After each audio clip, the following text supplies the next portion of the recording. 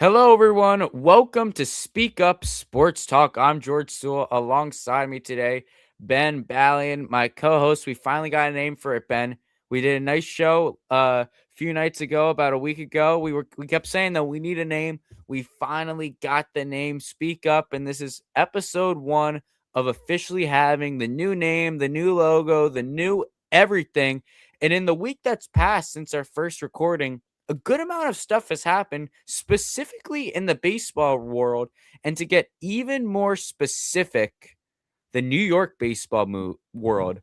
The New York Yankees and the New York Mets have made some big splashes in the week that's passed. And now I'm a Yankee fan, Ben's a Met fan. So you, the viewer, you're going to get both sides of the city's perspective. Let's start with the Yankees. Cody Bellinger's back to the Bronx, a 5-year, $162 million. My take on this, I like this move. Okay, Cody Bellinger was the glue for this team last year.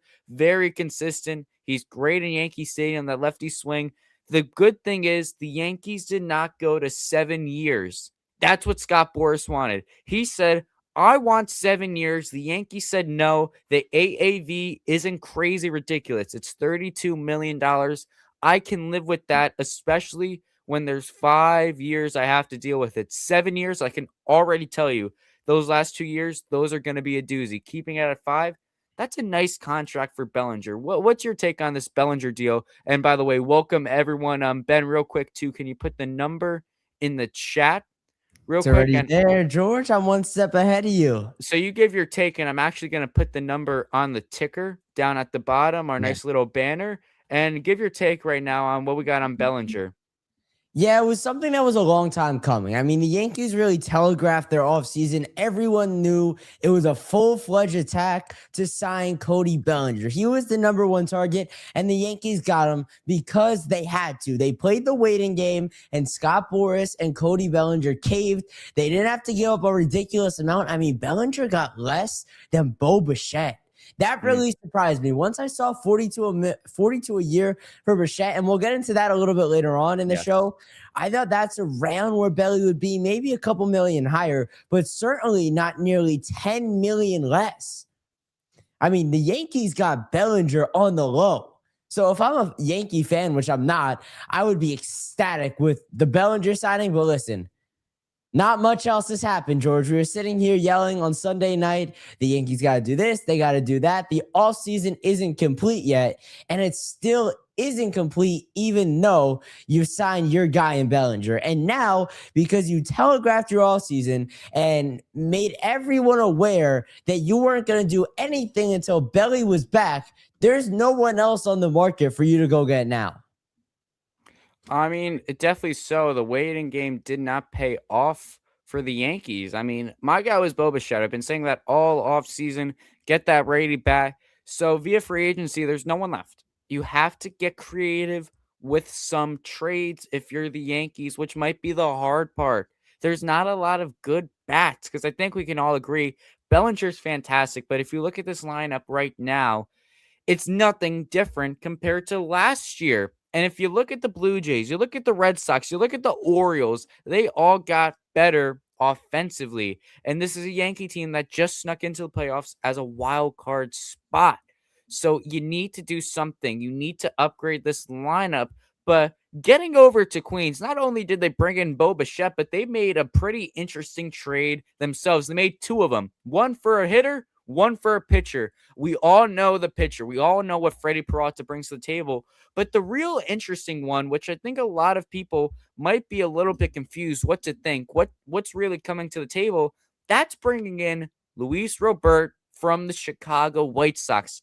I personally like this move, but I want to hear your take as a Met fan. What do you think about this Luis Robert deal? Yeah, I really like it. I mean, Lou Bob is a guy who's kind of fallen off over the last 2 years, but I think it's sort of an element of Man, we're the Chicago White Sox. I've been playing here for so long. We have sucked every year of my major league career. I want to go somewhere and compete. Now he's going to be heading to New York, where they have Francisco Lindor, where they have Juan Soto, where they have Bo Bichette, where they have a guy on the mound like Freddie Peralta, like Nolan McLean. He's going to be re-energized. He's going to come into this season with a newfound youth. I think his hitting is going to increase. His defense has already been really good. He'll continue to play that Gold Glove caliber defense he does out there in center field. He slots in so nicely there, and honestly, he'll just anchor the bottom third of the lineup. He'll hit 7th, 8th, or 9th. He'll hit whatever. If he hits 260, hits 25, 30 homers, steals anywhere between 10 and 20 bags, I'm happy with the season from him. That's what I'm expecting from Lou Bob. And I don't think the Mets gave up a ridiculous amount to get him. Luis Angel Acuna didn't really have a role here with the Mets. He was going to be buried by all the other infield prospects. You know, Jet Williams was a guy that I didn't really want the Mets to move off of, and they did in the Freddie Peralta trade. But with Acuna, all he really did for the Knicks was provide speed. His glove was okay, but Beatty can shift to second. His bat was okay, but Mauricio's was better. He was good and not great at a lot of things, and the Mets just have better talent that they're going to use in place of him.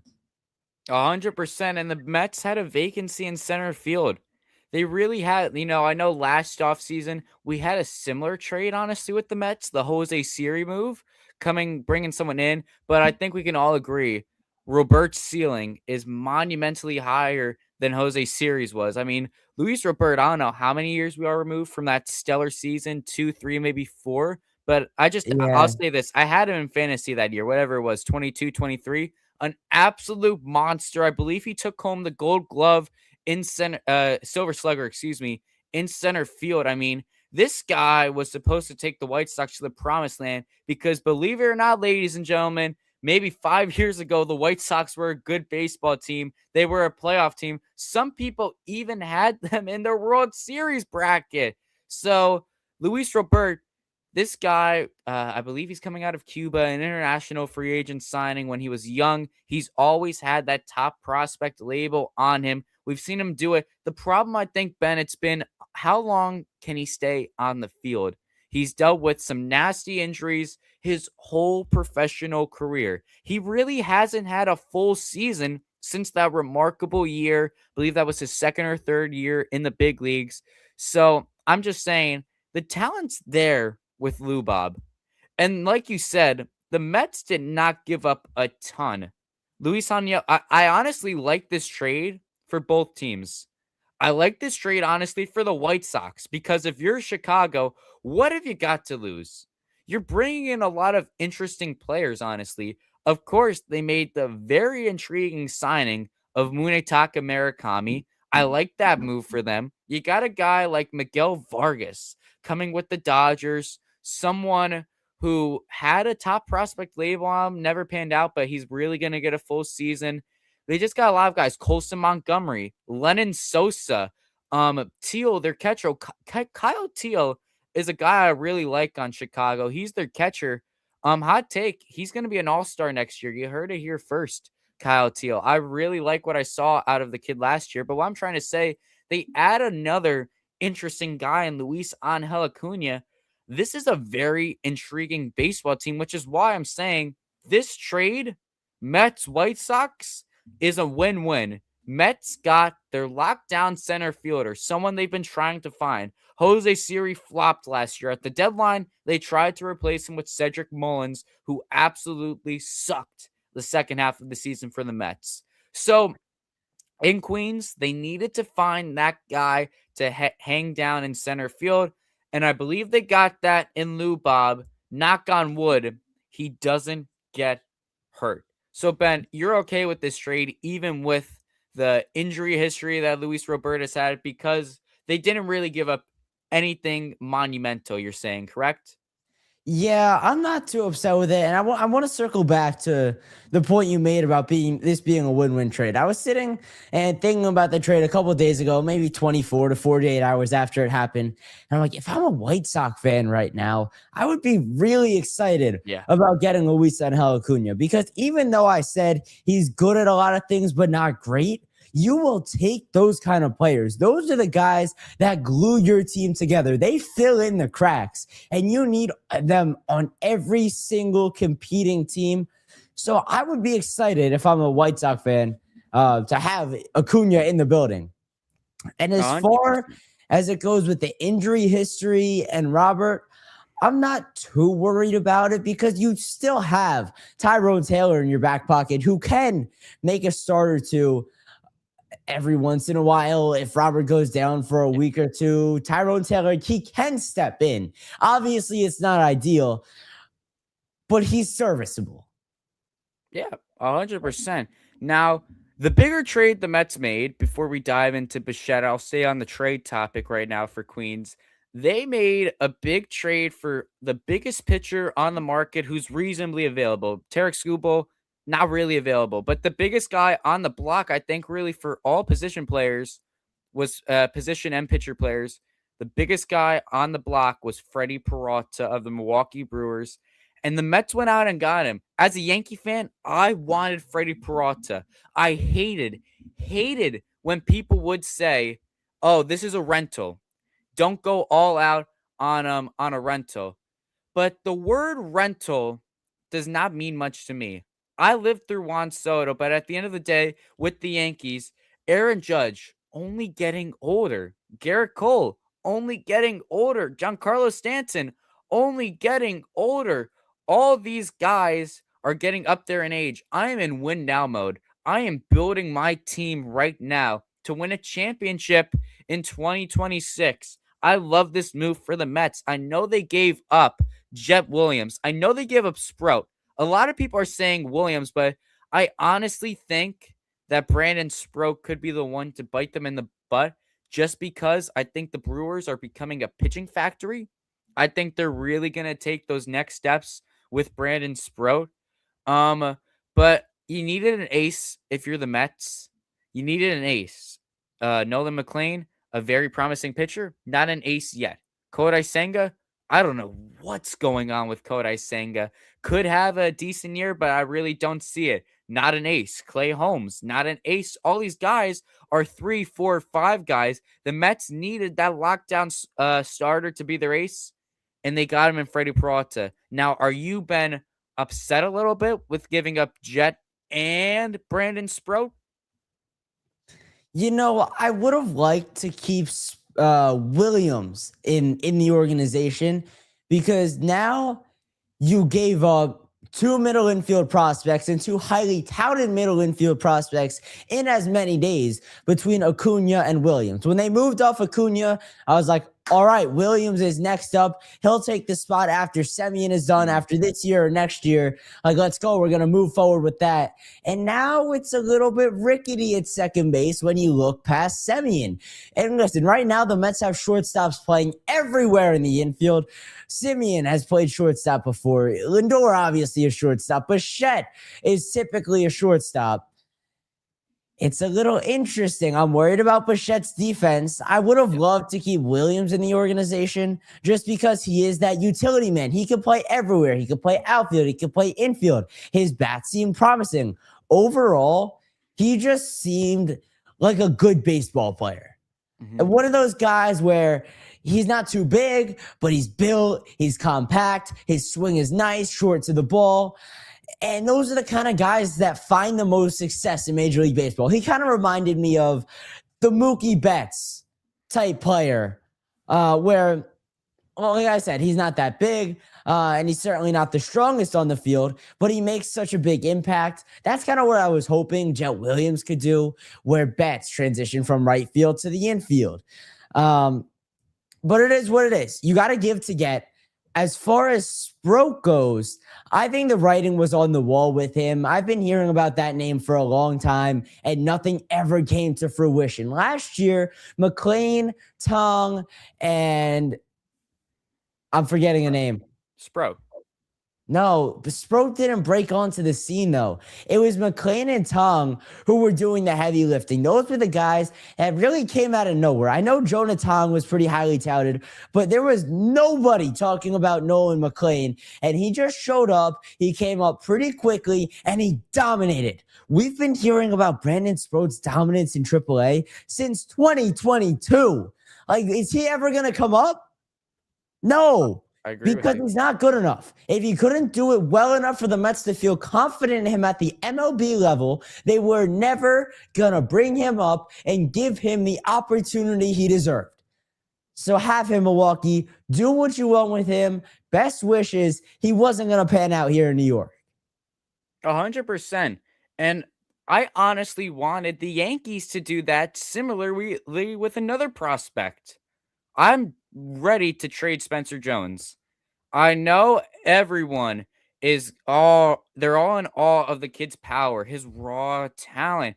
But the thing with Spencer Jones is you forced yourself to need to trade either Spencer Jones or Jason Dominguez if you're Brian Cashman.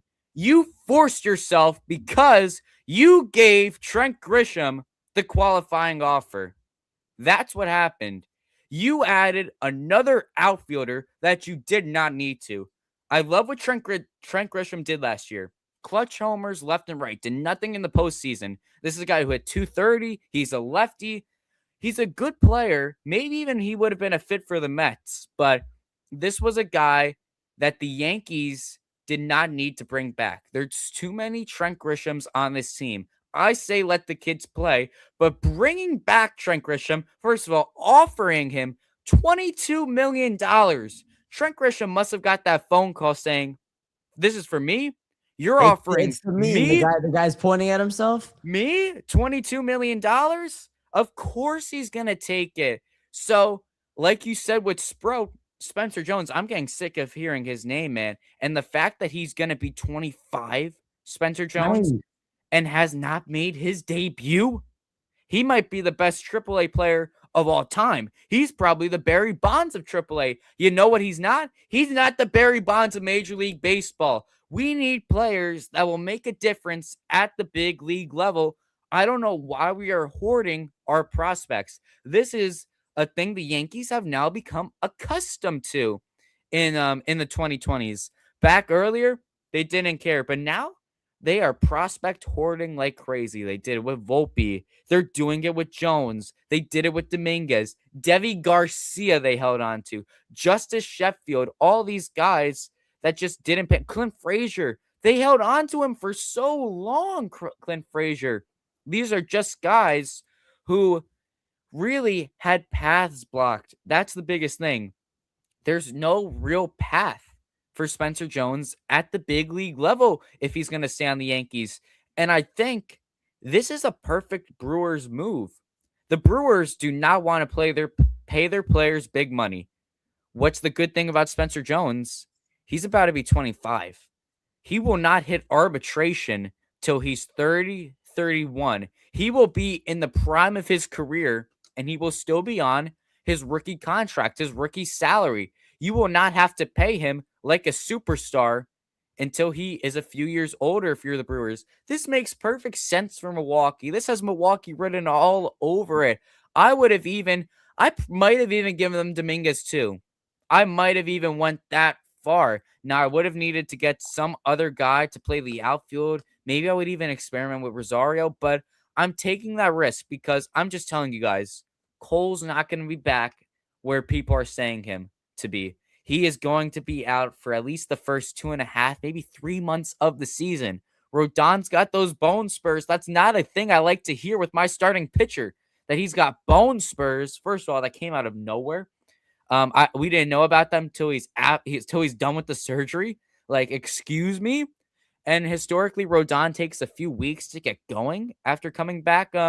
After coming off the IL. So I don't like this starting pitching depth with the Yankees. I like the Ryan Weathers move. I do. But I feel like the Yankees needed another dominant guy because if you look at last year's postseason, Max Fried didn't have it against the Blue Jays.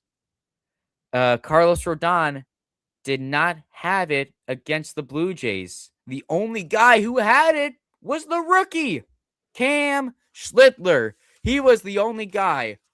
Holy Schlitt. He's the only guy last year in the postseason who had it on the mound starting it for the Yankees. Adding Freddie Peralta, I know he wasn't pretty last year in the postseason, but I think he'll be fine if you brought him into pinstripes. This would have been the perfect move, and this is just a perfect example of prospect hoarding, Cashman waiting, the Yankees thinking their team is good enough, even though I'll just say it, they're not. If you really want to have a chance at this ring, everyone's going to have to exceed expectations. Judge is going to have to be Judge. Giancarlo Stanton will need to play a full season. Ben Rice is going to need to hit 30 homers. Jazz Chisholm's going to need to have a 35-35 season. Trent Grisham is going to need to replicate that. Jason Dominguez is going to need to learn how to hit a left-handed pitcher. Ryan McMahon is going to have to be a league average hitter, which is a lot to ask for. And Jose Caballero is going to have to be an everyday shortstop. In what world is this team enough, especially where the American League East is disgusting? The Blue Jays, they're a juggernaut. They added another great pitcher in Dylan Cease. He's going to be good in Toronto. They added Kazuma Okamoto, who's fits the Blue Jays mold so perfectly. Contact hitter, no strikeout. The Red Sox, they got the Wilson Contreras move. He's going to be nasty in Fenway. His swing is perfect. And they got Ranger Suarez. The Yankees are such a lefty-heavy team. You're telling me my weekends are going to have to look like sometimes Garrett Crochet and Ranger Suarez against this lefty-heavy lineup? Are you kidding me? This is not enough if you're the Yankees. This Peralta move would have been perfect. So would have Bichette, but the past is in the past. We got to live with the consequences now, Ben, us Yankee fans. Yeah, the straight answer is that it's not enough. The Yankees aren't going to be good enough. They're playing such stiff competition in their own division, and they don't have the guys. They don't have the manpower to do it. What I will say, though, is I feel like the Yankees hit so often on the prospects they trade out being scrubs and the prospects they hold on to being the guys that you want on your team. The other thing, you want Framber Valdez? Does he interest you whatsoever? Framber Valdez, the problem is, I don't know if we're going to be willing to spend that kind of money. I think he would be great. But then who are you going to get? Because you're not going to make but you're not going to make a trade with your prospects. You're not going to dish out any sort of money to a free agent. You're just going to stay the same, and you're going to hope that Spencer Jones and Jason Dominguez turn into Superman and Batman over the winter. It's not a real plan. It's the Yankees hoping for something that isn't going to happen. There's no chance. Yeah, I mean, I'm right with you. And this all started. You gave Grisham the qualifying offer. Yep. If the Yankees were not handcuffed, $22 million, Bellinger would have been signed a lot quicker, and we would look at other guys. We would look at a Bo Bichette. We would maybe even look at a Ranger Suarez. I don't know about Valdez, honestly, Ben, but here's the thing. No one is looking at Framber Valdez right now. If the situation presents itself where the number is getting lower and lower and lower and lower for Framber Valdez, strike. I'm not going to say that. I don't give a crap that he was an Astro. That's the one thing I hate with the Yankee fans. Oh, this guy was on the Red Sox. Oh, this guy was on the Astros, yada, yada, yada. I wanted Alex Bregman. I wanted Bo Bichette. I would take Framber Valdez right now. I would have taken Ranger Suarez. I don't care about what jersey they put on last year. Because if we bring them in, they're putting on those pinstripes. And honestly, I kind of like that idea of Framber Valdez. Now, it looks like he's a little bit of a head case. It definitely looks like that. I'm going to actually do a quick baseball savant search, my favorite website in the world, on Framber Valdez. I don't know a ton about him more like pitcher makeup wise. I want to see the biggest thing I look for. If we're bringing in a new arm into Yankee Stadium, I want to look at their ground ball rate. I need someone with a low ground ball rate to bring into Yankee Stadium because we play in a little league park. And wow, Framber Valdez, he is in the 97th percentile for ground ball rate. I'm taking that deal, honestly, Ben. He's 32, but I'd take a 3 to 4 year deal on Framber Valdez. I honestly would. The name I started seeing today, Ben, float around now for the Yankees, it's Zach Gallen. Now, Zach Give Gallen, me we a know who break. he was. I'm just saying to hold down the fort until Cole and Rodon, because here's the thing. Granted, knock on wood, Cole and Rodon come back remotely close to what they once were. Do you need a Framber Valdez when you're going to have Fried, Rodon, Cole, Schlittler, Valdez? I know that's probably one of the greatest rotations of all time, but do you need those 5 guys if you're the Yankees? I don't think you do. I don't think that's the I don't think that's the combination you need. I think it's good, but maybe a guy like Zach Allen could hold down the fort. Just give you a few solid innings because I don't want Ryan Yarbrough starting games for us. Honestly, if I'm the Yankees, I might go the homegrown route. I might give the ball. I might call up Elmer Rodriguez Cruz, in my opinion, our best pitching prospect. I might give him some innings at the big league level for you Yankee fans. I'm going to take y'all back. You remember Johnny Brito. He was in the Juan Soto trade.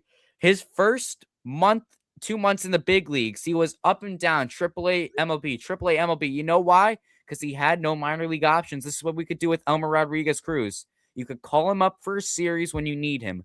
When we're short on starters, have him start a game. He doesn't need to stay on the roster. You can move him up and down and up and down and up and down. Honestly, as much as you want, it gives you flexibility, and he's a starter, and he's got a lot of potential. I honestly, Ben, I might go with Elmer Rodriguez Cruz. I might go the homegrown route. I know I just gave a whole rant on why we should get rid of all these prospects, but I would go Framber Valdez at the big league level. Excuse me, I misspoke. I would rather go Elmer Rodriguez Cruz at the big league level than giving out a contract to Framber Valdez. That might be the way I look at it. If I'm a Yankee fan, I'm going to give the kid a shot. I've seen him pitch before in person. Oh, Here we go, George. A little there we call go, in baby. action. Who's How's calling? it Who's on going? the What's your line? name? Where you from?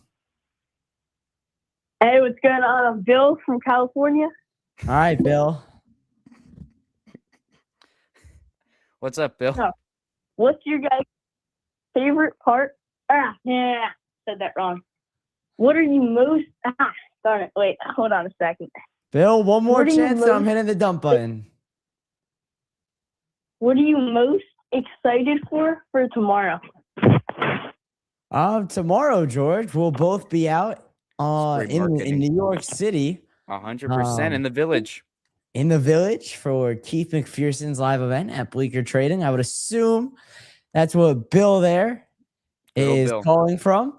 So I'm excited to be out there. George, we'll go link up in person after seeing each 100%. other in summer. We got a little Speak Up Sports in person action, maybe. We'll see. I'm excited to just be around people who love sports and people who enjoy the atmosphere. Yeah, definitely. I mean, Keith McPherson's probably the most helpful, the most he's just one of the kindest guys in this world. He's given me and Ben a helping hand left and right. You ask him, he's going to do it for you. You want him on your show, he's going to be on your show. He's the nicest guy to everyone, and he's hosting this fantastic event in the village, Bleecker Trading, which is tomorrow. It's going to be tons and tons of fun. And good excuse to get out of the house, make a nice little day trip over to the city. This is my first time actually in the village, so that'll be good to get there. A nice little card store too. I might bring a few bucks with me, maybe buy a few cards. I am a collector, so maybe get some boxes and stuff like that. Definitely good to see Keith again, see Ben again, and like he said, some Speak Up Sports in-person stuff. So Bill from California, that's definitely what I'm looking forward to tomorrow. Yeah, I mean, let's get back to the task at hand, though. Tomorrow's going to be a great day, but it's Friday night now. We're talking Yanks. Right now, we got some action in the chat. Yankees fan Travis, 1993, saying Hunter Green from the Reds. I'm not sure what the prospect haul is going to be. Green has electric stuff, and he's a really good strikeout pitcher, really good fastball. and he was part of a Reds team that went to the playoffs last year, so he has some Yeah. playoff pedigree. George, I'm trying to turn these notification noises off. They're annoying me too. It's all right. It's all good. Hunter Green, I think he's the guy the Yankees, not the Yankees, excuse me, the Reds will try to build around. He was kind of their golden boy coming up, and he's really turned into a stud, Hunter Green. I love the idea, Travis. Good little Hunter Green shout. There might be other guys like maybe an Andrew Abbott the Yankees go after, but honestly, Travis, we could look at the Reds. We could look at the Reds for stuff, but Hunter Green, he might be the guy that might be almost asking us for Schlittler. He's their young guy. He's turned into an ace. He's a very, very good pitcher, but I don't know if he's on the table. That's interesting to see, though. Just want to give a quick shout out to my boy, Chef Nick, up in the chat. You guys are rocking it. Keep up the good work, Chef. It is good to see you, my man. Welcome to the chat. And yeah, we got the chat rocking today. We had our first call. Good old Bill from California. So yeah, definitely off to a good start for the stream, I'd say, Ben. 100%, man. Chef Nick, we're gonna get you out of there. Don't worry, buddy. We won't leave you behind. But yeah, I think Zach Gallen is kind of a last resort for the Yankees, in my opinion. I mean, he was a Cy Young, at least a Cy Young candidate a couple years ago, and then he's kind of fallen off the face of the earth. He hasn't really done anything over the past 2 seasons to excite me. He got a big contract with the Diamondbacks after his Cy Young season. And then it was, it was a little, So I'm not sold on Gallen, but if there's nothing else out there and the Yankees are absolutely desperate to make a trade, I think Gallen's probably the guy. George, I was listening to Aaron Boone talk live and in person last night, and he seemed to think that Rodon's going to be back a lot earlier than we think. He was saying early May was his goal, and for Cole, late May to early June was kind of the timeline. So the Yankee pitching might be coming back earlier than we think. And George, you talk about Rodon needing a couple weeks back. All right, so he'll be fully back by the time you were expecting him to come back anyway. Yeah. And I mean, Rodon, he's come off the IL a few times. Definitely his early in his Yankee career, he had some shoulder strain, stuff like that. And coming back off the IL, he was not that great. It took him a few weeks to get his feet wet. And this is just another guy that you're going to be down if you're the Yankees. Another arm down. And Rodon was so good to watch last year. He's been really fun to watch. He's a dominant beast, a bulldog on the mound. He gets on his high horse. He pitches with a lot of passion, which is great. So I'm honestly a little upset as a fan that I'm not going to see him pitch for a little bit. The timeline does look good, honestly. It doesn't look like he's going to be like, I'll just say this with Cole. It's going to be a minute before he comes back. It's going to be a little while. It's not going to be as soon as a lot of people expect. Zach Allen's just drifting in the free agent market. I haven't seen a murmur from any team about Zach Allen. Anything. So honestly, I'd take the deal. Like I said, just get someone to hold down the fort if you're the Yankees. You don't need a superstar. I just wanted Freddie Peralta just to booster this team because he wouldn't even need that much money. I mean, he's on an $8 million contract. Adding another big deal, which would be Valdez, would hurt the payroll, and I know they're being cautious about that. But definitely I would do the trade, the signing for Zach Allen. I don't know what else there is. Mackenzie Gore actually just got traded today or yesterday. He went to the Rangers. He's off the table. Edward Cabrera, he's in Chicago. All these guys are getting moved around. Really, Zach Gallen, Framber Valdez, those are the only guys really available free agent-wise, and trading block-wise, I don't really know how much there is. I don't know who's left on the block. So I think that might be one of the moves if you want to add another starter. If you don't want to take the chance on I would take the chance on Elmer Rodriguez Cruz. That's who I would give the MLB level starts. But yeah, so it looks like Travis, he's in for Zach Gallen. Travis, my question though is, would you give Zach Gallen maybe a 1 year contract, or would you give Elmer Rodriguez Cruz that kind of MLB experience going up and down? Would you be willing to give the kid some innings, or would you give the deal to Zach Gallen? Also, guys, I think we're forgetting Ryan Weathers. I don't know, Ben, Yeah, if you've seen much on him, but I love that trade. A good little lefty, someone to hold down the fort. I mean, first of all, did you look at his high school stats? This might be the greatest high school pitcher of all time. George, come on. He's in the majors now. The high school stats aren't I'm doing just saying anything. it's a fun little thing to say, but I really like what he did. I mean, he had a good year last year at the major league level, not at the high school level. He did it at the major leagues. He's been a solid pitcher for a few years now. What are your thoughts on that move for the Yankees, Ben? I think that's really interesting because Weathers is a guy, you know what you're getting, but you also don't know what you're getting. When he is on the mound, he is a solid and serviceable MLB pitcher. A high 3 ERA, but that's fine for the back of the rotation. Now, the problem, he's not on the mound often enough whatsoever. He has dealt with so many injuries across his career. He's bounced around from team to team, which encourages me because I'm assuming that he'll adapt to New York pretty quickly. But let's not forget, injuries play a huge role in pitching, and one injury can take away a pitcher's entire season. So yeah, I like Weathers. But how long does he really have before he inevitably starts to get hurt? And the Yankees rotation is interesting because there's so many wild cards. There's so many guys that are dealing with injuries. Obviously, Cole, Rodon. I just mentioned Weathers. What is Luis Gil going to be? I know we were talking on Sunday night about potentially shifting him to the bullpen, but in just his second season in the bigs, he also went down with an injury. I mean, Clark Schmidt isn't coming down till late in the summer. He's got an injury. The Yankees are constantly dealing with pitching injuries.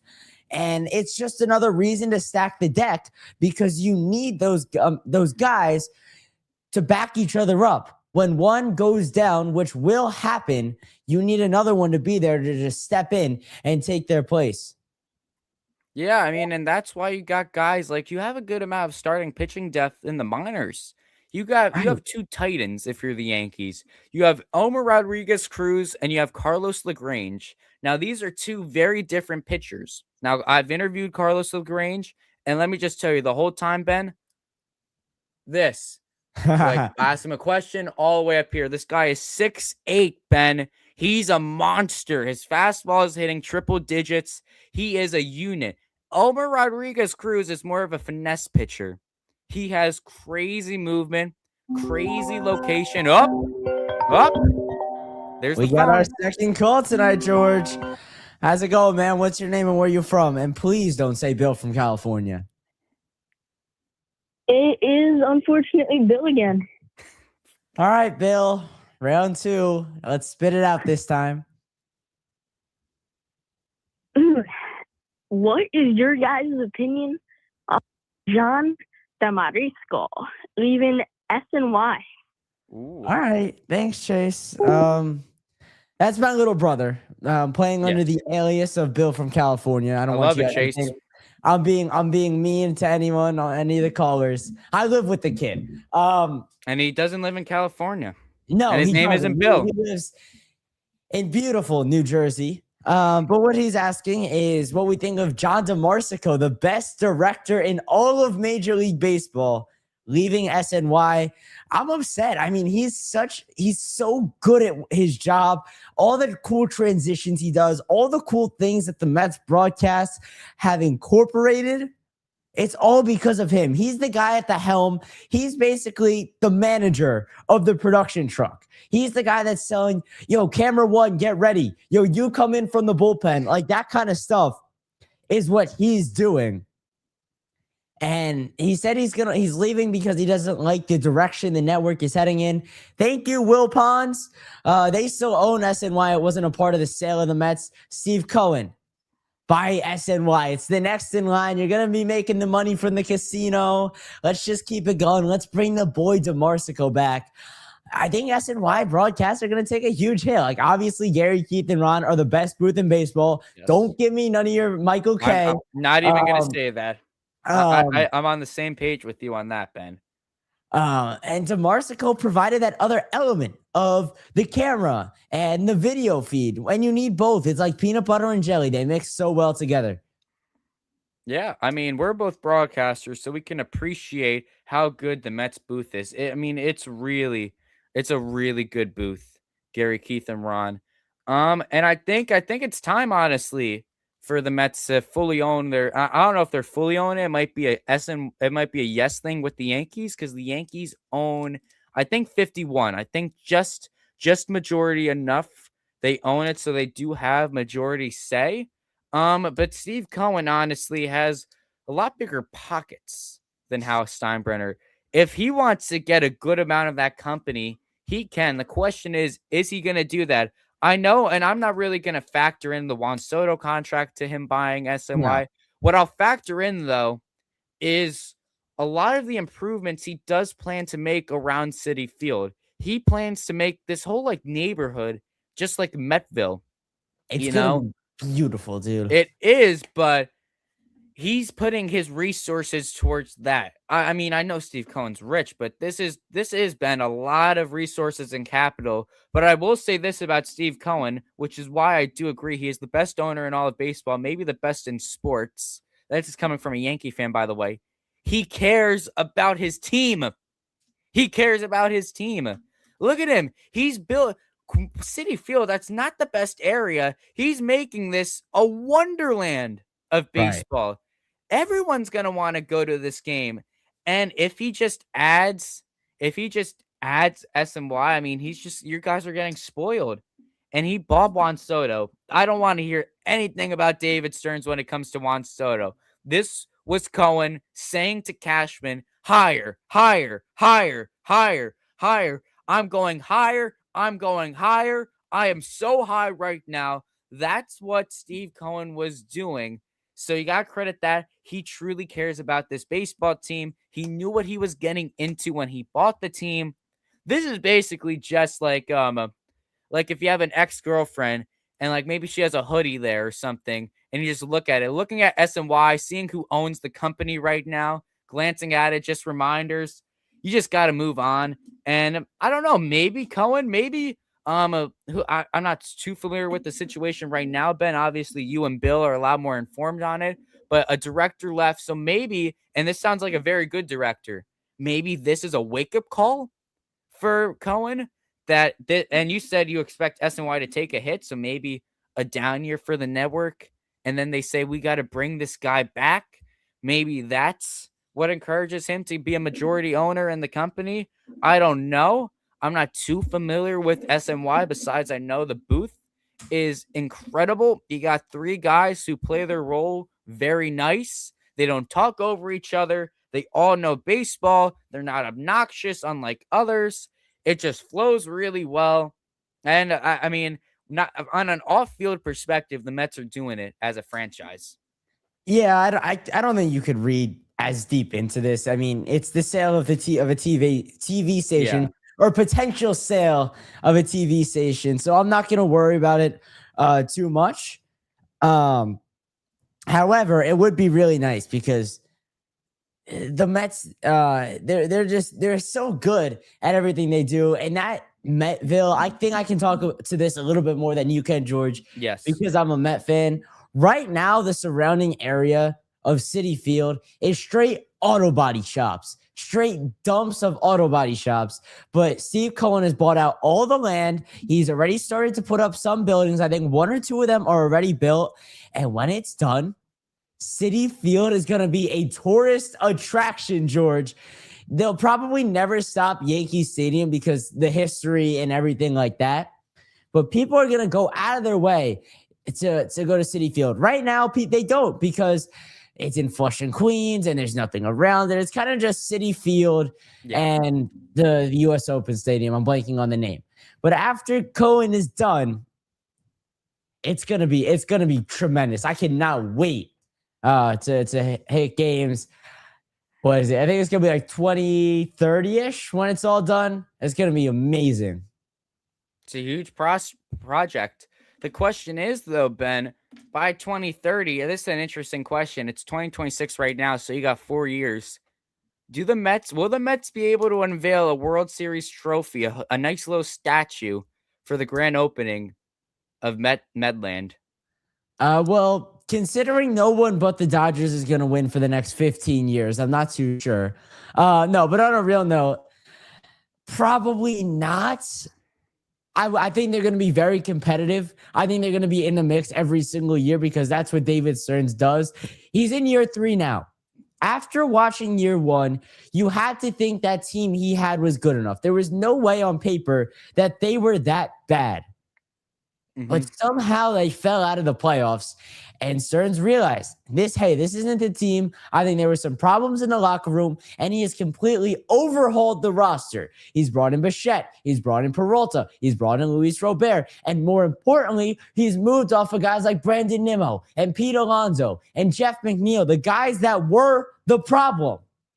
I'm going to argue with you on one name right there, Ben. I don't think Pete Alonso was the problem.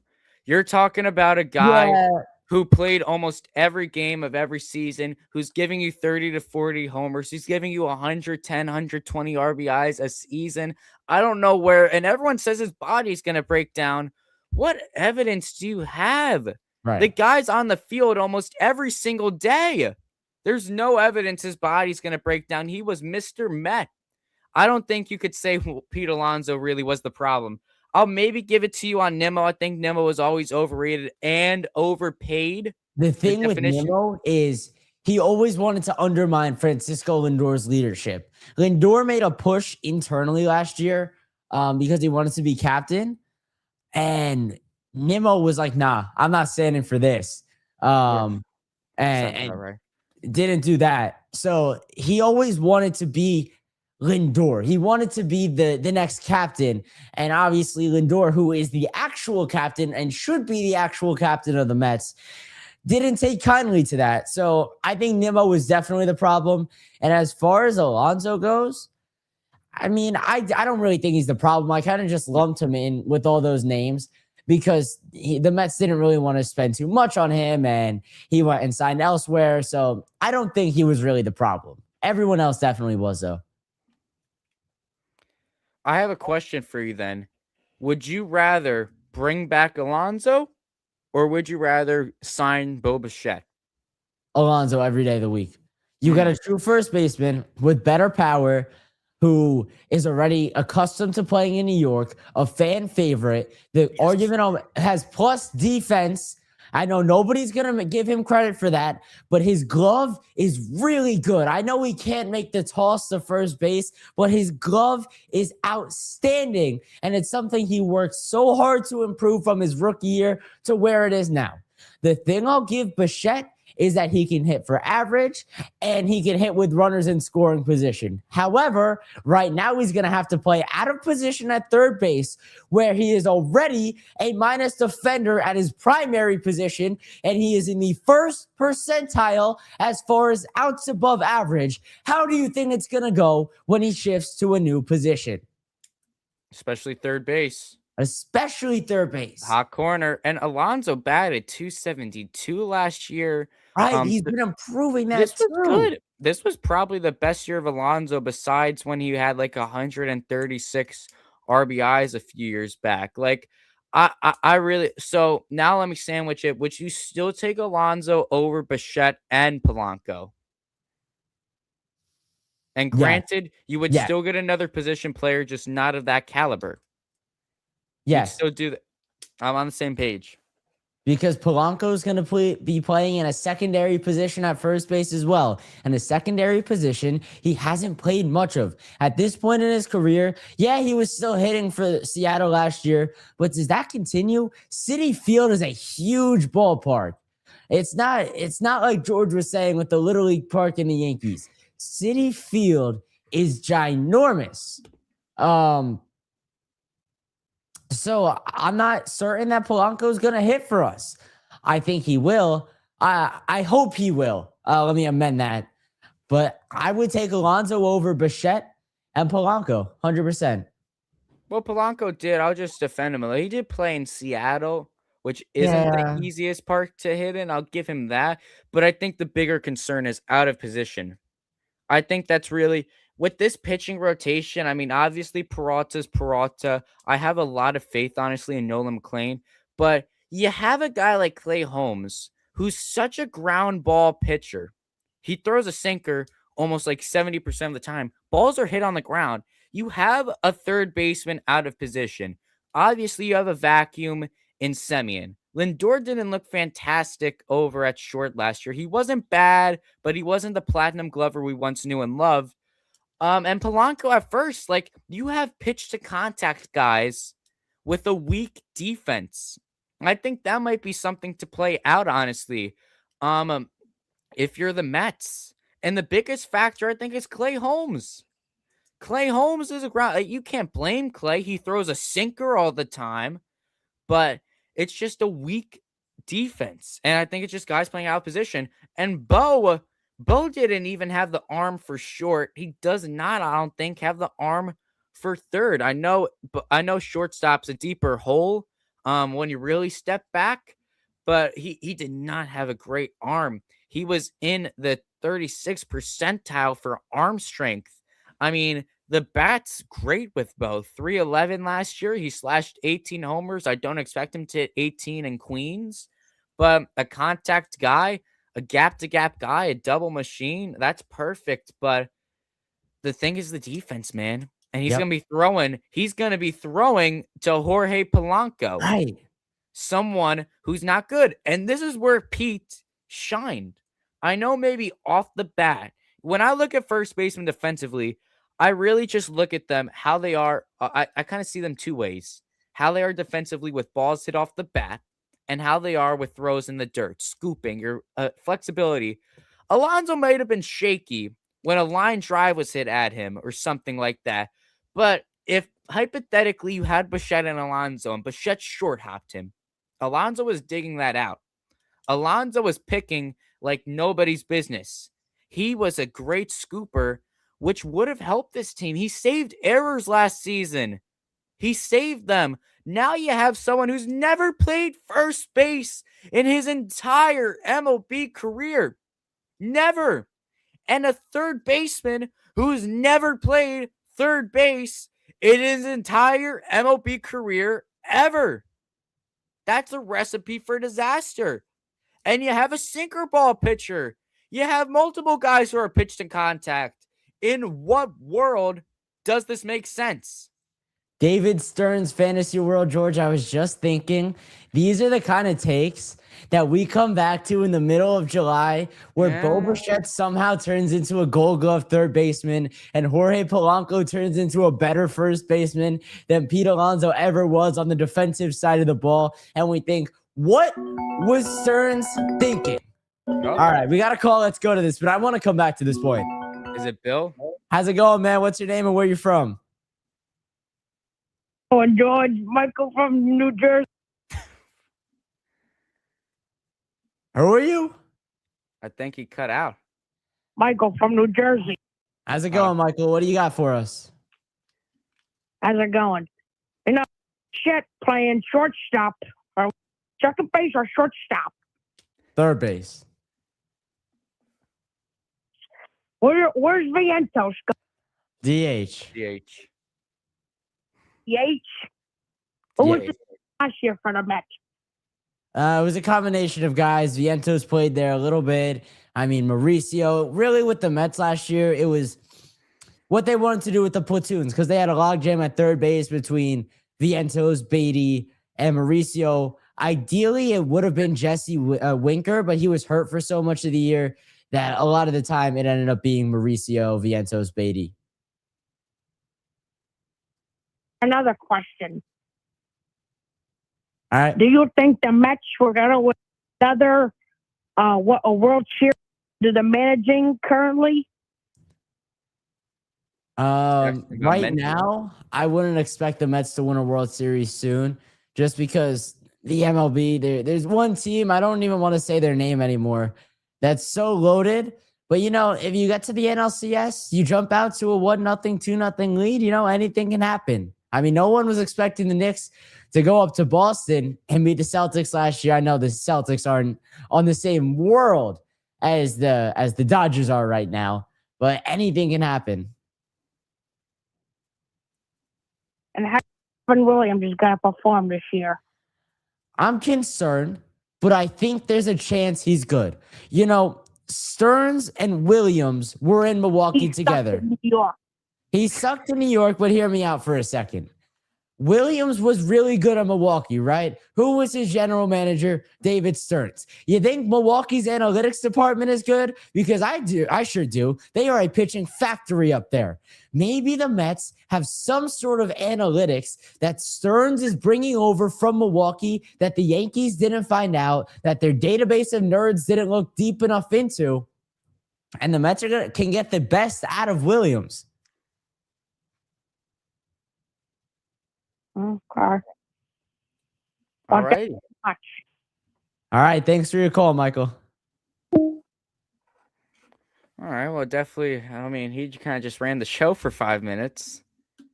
It's good. That was good conversation. That's what you want out of the callers, Back George. and forth. Nice little back and forth. Yes. Good call. I'm assuming that's Yankee fan. Actually, I don't know if that's Yankee fan Travis.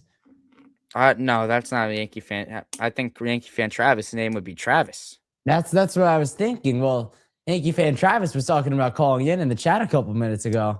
Well, Yankee fan Travis, if you want to give us a ring. All right, George. You wanna wrap up the baseball part of this conversation? Actually, no. There's one more thing. You were still on something when Michael from New Jersey called. Yeah, there was. What was I on? I was talking about Stearns and how he always makes these moves that seem crazy in the moment, but they turn out really well. I think this could be another case of that. I get these guys are playing out of position, but right now the Mets have completely overhauled the lineup. They control everyone on short-term contracts. I think they're going to be set up nicely for the future right now. Everyone is versatile. Simeon, pure athlete. Pure defender. Lindor, obviously an athlete. I'm expecting his defense to take another step forward after he took a step backwards last year. Bo Bichette, he seems like he can move around. He seems like he might be able to improve the arm strength. I'm not out on him. I'm concerned, and I think there's a real issue there, but we haven't seen him play third base yet. How can we judge the guy? Yeah. And with Polanco, he's a veteran. He's been around the block. He's played third base. He's played everywhere else in the infield, I believe. Why don't you think he can adapt to first? That's where I'm at on it. It's a different position. I think he can catch everywhere, though. He's played corner infield. He's played middle infield. And listen, there are going to be some days where Mark Vientos gets the nod at first and Polanco will play one of his native positions. I'm confident that since Polanco has been able to figure it out before, he'll be able to do it one more time. I think the problem is he's not getting Nolan Arenado throwing him the ball across the diamond. He's getting Bo Bichette. At Bo's, but you can't say Bo was pretty at short. His arm was the issue. His arm strength. He's going to be short hopping Polanco. The thing is, can Polanco pick? Can he learn to pick? And I think spring training, he's going to work on it. I think he's going to be taking short hops all day. He's going to be shagging in the infield. But we could say that about anyone. I could say Dominguez is going to be a Gold Glove left fielder because he's going to work in Tampa. But he might still look like a baby giraffe running out there in the outfield. So at the end of the day, it's just a lot to ask because it's not like you're going from shortstop to second base. It's not like you're going from third to short or third to second. It's a whole different thing, Ben. It really is. You're going to need to learn how to play on a different side of the field. You're going to be you have a whole new role on the infield. A whole new role. And I'd said it, the biggest thing, it's going to be the picks. Can he scoop? Can he pick it? Because at the end of the day, he's got some shoes to fill. Pete Alonso saved errors. He saved runs from coming across to score. Polanco, he takes that responsibility. It's not going to get easier with Bichette. He's going to have to save Bichette's errors. which is, I don't know if that's going to happen. It might take a little bit of time. I think there's definitely a chance, Ben, but I think it's definitely a lot to ask to have him play decent at the first base position. I honestly see him being a below average defensive first baseman. I just think he's a competitor and he's willing to take on the challenge. He's been willing to take on the challenge with the other positions. Nothing is going to change. The mindset's going to be the same, and he's going to be willing to work every single day to make himself the first baseman he dreams of being. Well, I could say I'll be the new Yankee shortstop, and I'm going to hold down the fort till Volpe comes back, and I'm going to be determined to make all this. I'm a competitor, Ben. Look at the physical talents there. There's a difference. There's a God-given ability. There's the MLB experience. Polanco, yeah, he's a veteran. He's been around the block. I know. I mean, a corner infield, I know it's not the same, and first base and third base are actually more different than second and shortstop are. Way different. But if you know how to play the infield, you already get that practice. If you're playing second base, you know at practice you're taking short hops. You're charging ground balls, and your coaches are yelling, short hop, long hop. They have experience doing that. It's not like it's a completely different thing that he's never done in his career. He's got experience taking hops, and I know it's different now. You got to keep your feet planted. You got to drive your glove through the ball differently. But at the end of the day, it's the same idea. Don't stab at it. Don't be stiff with it. Go nice, smooth through the ball. He knows how to do it. That's what I'm trying to get at here.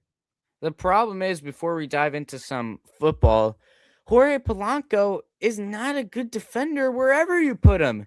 He's a below average defender. And this is what I brought up, honestly, with Alex Bregman and the thought of him coming to the Yankees.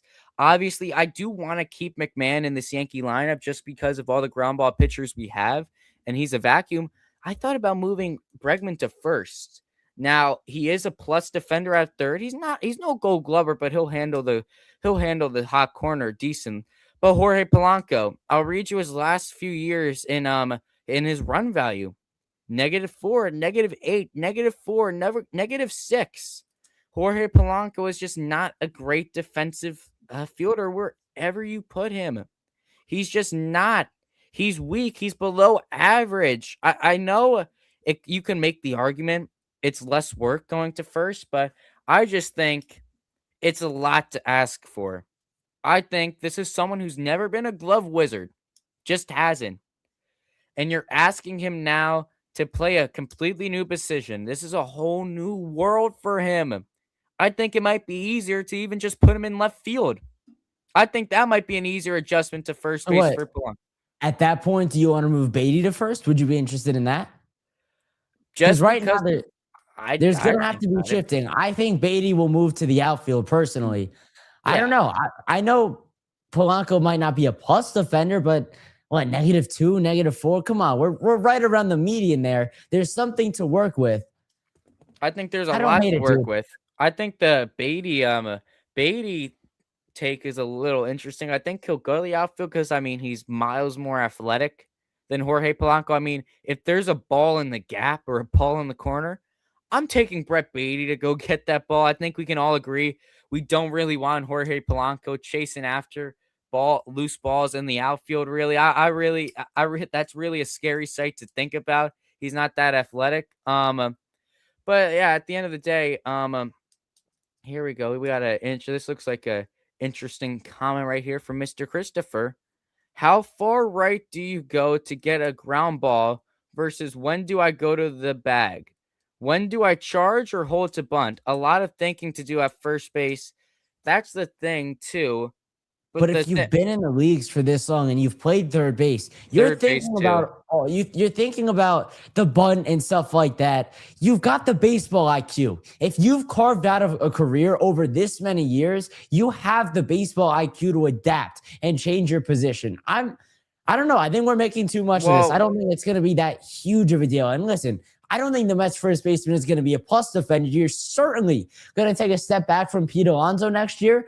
I just think Polanco's the best available option right now and way better than Mark Vientos because I saw that and I never want to see it again. That show's done. I will say he does make a decent point with where you're getting to the side of the bag, and I'll say this 100%, too. yeah. This is why people love lefty first baseman because it's just more of a natural turn. Your glove side hand is wide open to make that tag. The bunt thing too, you can make a point for it, you can make a point against it. More of the fact that first basemen have different situations in bunt than third base. Usually you have a third baseman charging.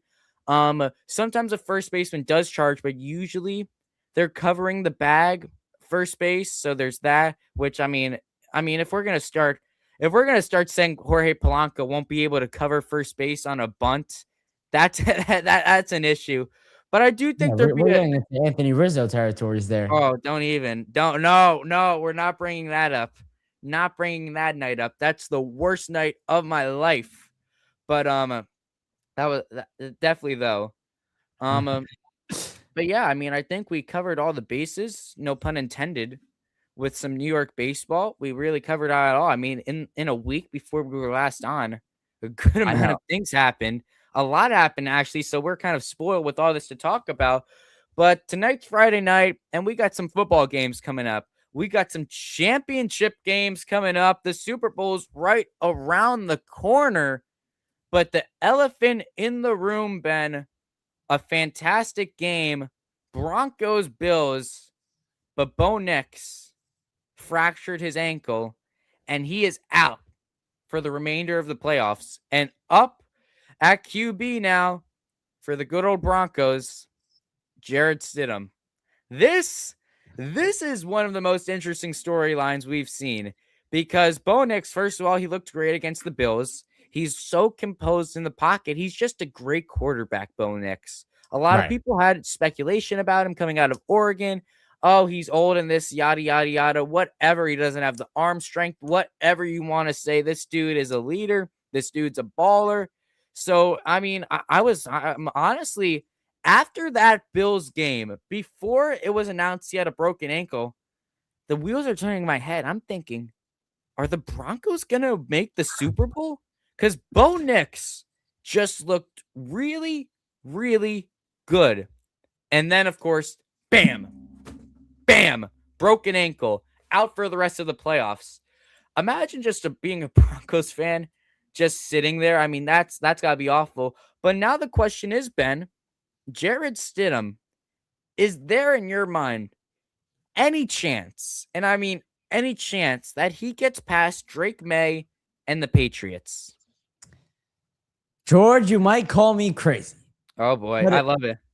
But if the Denver Broncos are able to lean on their defense, if the Denver Broncos rushing game is able to be spectacular, and if the Denver Broncos are able to do the little things perfect, and Jared Stidham is able to be a game managing quarterback, make the simple decisions, let his offensive line do a lot of the work for him. He just needs to read defenses. And I think any quarterback in the NFL should be able to do that. It's going to be a lot of pocket passes. It's going to be a lot of simple play designs.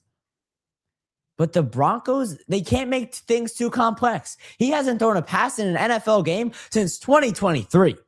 But if they make it simple and it's a lot of screens and slants and quick out routes and things like that, and your defense does what it does best, I would say it's the third best defense in all of the National Football League and the second remaining.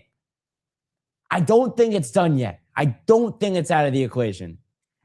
The question is, can he play? And I mean, Bill Belichick liked him for a reason, drafted him to eventually possibly take the keys to the city. Jared Stidham, I don't think it's that crazy either, honestly. I just don't think he's got the I mean, this is someone who's never played with these guys. That's the thing too. Bo Nix has he's been the ride or die, this Broncos offense. They've been with him all season. And now some new guy's going to be with them who's never worked with them. Their quarterback is their leader. They call him the leader of men, the quarterback. You have to lead them on the field, off the field. And now you have, okay, this is like if you were at work and I don't know, you have a big project, a big report due or whatever, but 2 days before it's due, your boss changes. You get someone completely new leading you. This could go either there is a very slim chance, but there's a chance. There's a chance it goes right. But it takes a special type of person to be able to lead this team. And the the Patriots defense is really good too. It's a great defense the Patriots got working for them. They were able to shut down CJ Stroud, but I feel like JV football teams can shut down CJ Stroud. He did not look good at all against the Patriots. I'm going to give it to New England, but I think we can agree, Ben, though. I think we're on the same page. This might not be the blowout a lot of people are expecting it to be. A lot of people think New England's just going to steamroll right over the Broncos, but I wouldn't be so sure about that. What's your score prediction, honestly, Ben? If you had to come up with one on the fly right now for this game, Let's I'm trying to go. think of mine. Definitely low scoring. Yeah, I'm thinking in the scoring. range of 17-14, 17-10 kind of ish. 17-14. I think it's going to be real close. I think it's going to come down to the fourth quarter. Because the NFL needs close games. They can't market Jared Stidham and Drake May as it is. If it's not a close game, no one will be watching in the fourth quarter. But B, because I really believe the Broncos can hold their own. Their defense is really spectacular. I think they're going to be able to shut down Drake May. Listen, the Texans defense did okay. They forced May to have a couple of turnovers. They forced him to get out of the pocket. I think there's more out there for the Broncos defense, honestly. I don't think the Texans defense had their best day at the office. I think so too. I mean, it's so hard to say just because it's so hard because everything goes with the QB. Everything starts and ends with the QB, and now you got a completely different guy out there that we've never really seen. Right. We haven't really seen him since 2023. I don't remember that game. No, I don't me remember. I saw it on Instagram. That's the only reason I know. Yeah, the Raiders when he was with the Las Vegas. Raiders, yes. But yeah, I just don't know. It's honestly the hardest game. I'm gonna go 17-7.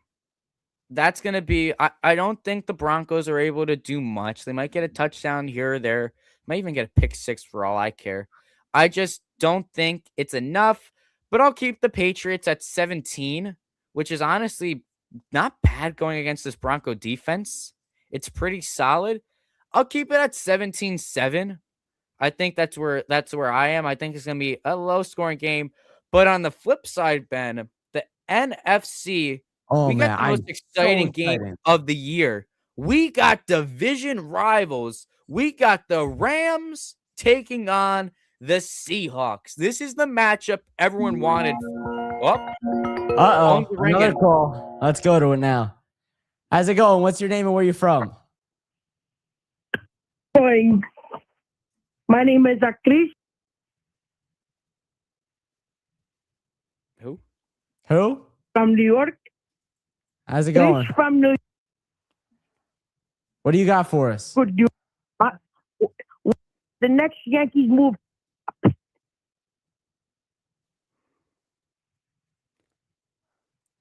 I think we're losing you there. I think you might have said something about the next Yankees move. Yeah, for the lineup. I would go because the Yankees didn't move. Not really getting what you're saying there. You're cutting out quite a bit. You want to try it one more time? Yes, sir. What do you think Yankees move? What do I think Yankees move? I don't know. Yeah. We did the Yankee conversation a little bit earlier on. Yeah, you can watch it back.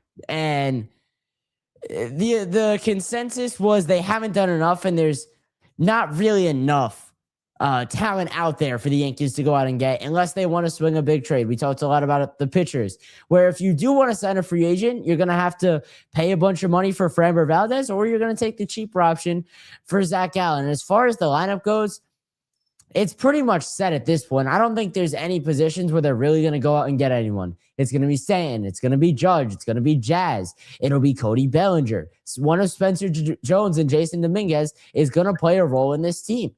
So I don't really think there's a move for them to make that's out there right now. I think the next is Jason Dominguez. Yeah, I mean, he was in the lineup for a good portion of last year. I think it's more of him taking this next step this year and really being the player that we thought he was going to be. I think the Yankees, they were that guy. He had so much, and just thing from that man. Can't believe it that the Yankees this prospect. Yeah, I think they're going to Zach Gallen though. All right. All right, thanks for the call, Alrighty. Zach Allen. We got a interesting group of callers tonight, to say the least, George. We 100% do. I mean, I guess we'll go real quickly back over to Yankee land for a little bit. I'll put my baseball cap back on for a quick second. I think Jason Dominguez does get moved. I think he did bring up a good point, how it's interesting.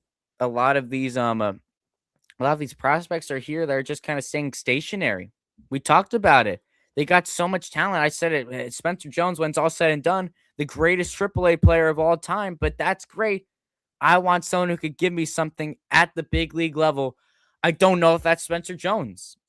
I don't know. I want to move him.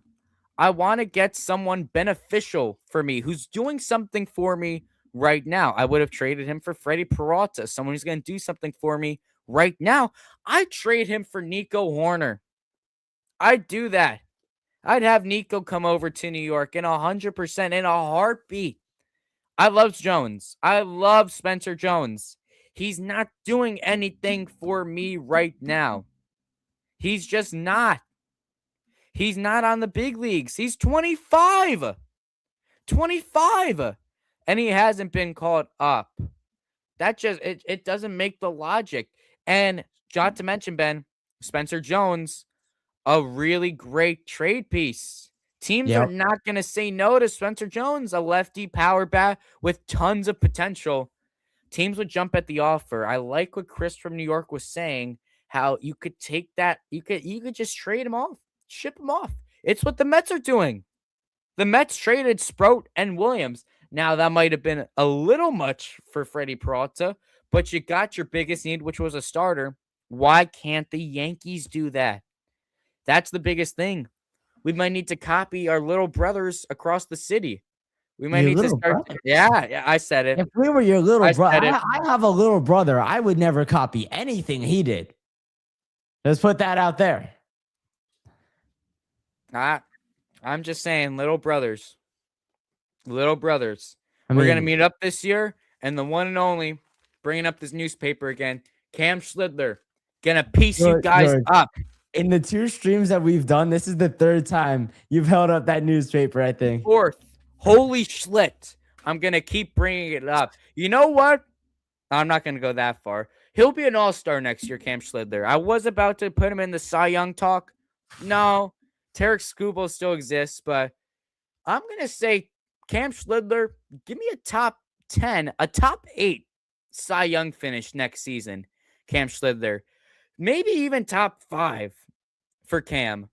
The fact that I saw that amount of composure in that Red Sox start, he just is a great pitcher. He's a smart pitcher. He knows what pitches to throw. He's got the goods. He's got the raw talent. He puts it together. He's smart. Yeah. He calls his own game. He knows when to throw that curveball. He knows when to work in his cutter. He knows when to set up the high fastball. He is smart and he is raw. The thing with Schlidler is he has that velo that's through the roof, but he also has the breaking stuff. And like you said, he's smart. He knows where to mix and match. And when he's throwing that fastball, it's a cool 96. Like, he's not breaking a sweat to throw it. And when he has to, he can pump it up even higher. And he knows when he has to do it. That's the thing that excites me most. And he did it in the playoffs too. Like, you cannot understate the playoff pressure of a Game 3 at Yankee Stadium when the team underperformed in the regular season and you're sent out there in the postseason as the last hope, the last chance for this season, and you dominate like that. Tremendous what he did in that game. And then he backed it up in the divisional series too. Yeah, I mean, 100%. And like we said, with no Rodon, no Cole, this is going to be huge, Cam. He's going to be the biggest part of this rotation, honestly. Just continue that success. And I mean, it took the bats a little while to get going that game. I mean, Connolly early the guy the Red Sox had out there, another young gun, pretty much shut us down for the first 4, maybe even 5 innings. The Yankees weren't doing anything offensively. Cam had to keep battling and battling, and he conserved his energy. You said a cool 96. He went 8 innings. Cam Schlidler. This dude was on fire, and he was conservative with the pitch count. He's got all the makings of a great pitcher. I could talk about him all stream. I could do a whole stream on Cam Schlidler. I could do a whole 3-hour show, but we're not going to do that. We're going to dive back into the NFC Championship game. We were just about to get into it with the Rams and the Seahawks. This is the matchup that we were all waiting for, Ben. The two rivals going at it.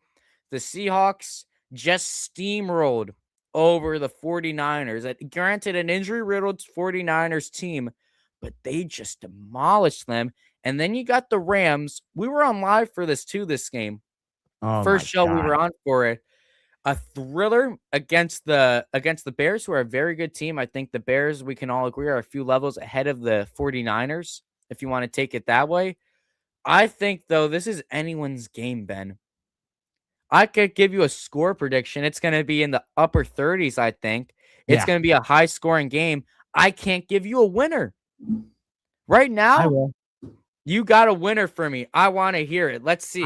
I think it's Seattle. The defensive performance that they put out there last Saturday night was incredible. I mean, the game was over in 13 seconds when Rashid Shaheed took the opening kickoff to the house. But then the defense came out there and backed it up.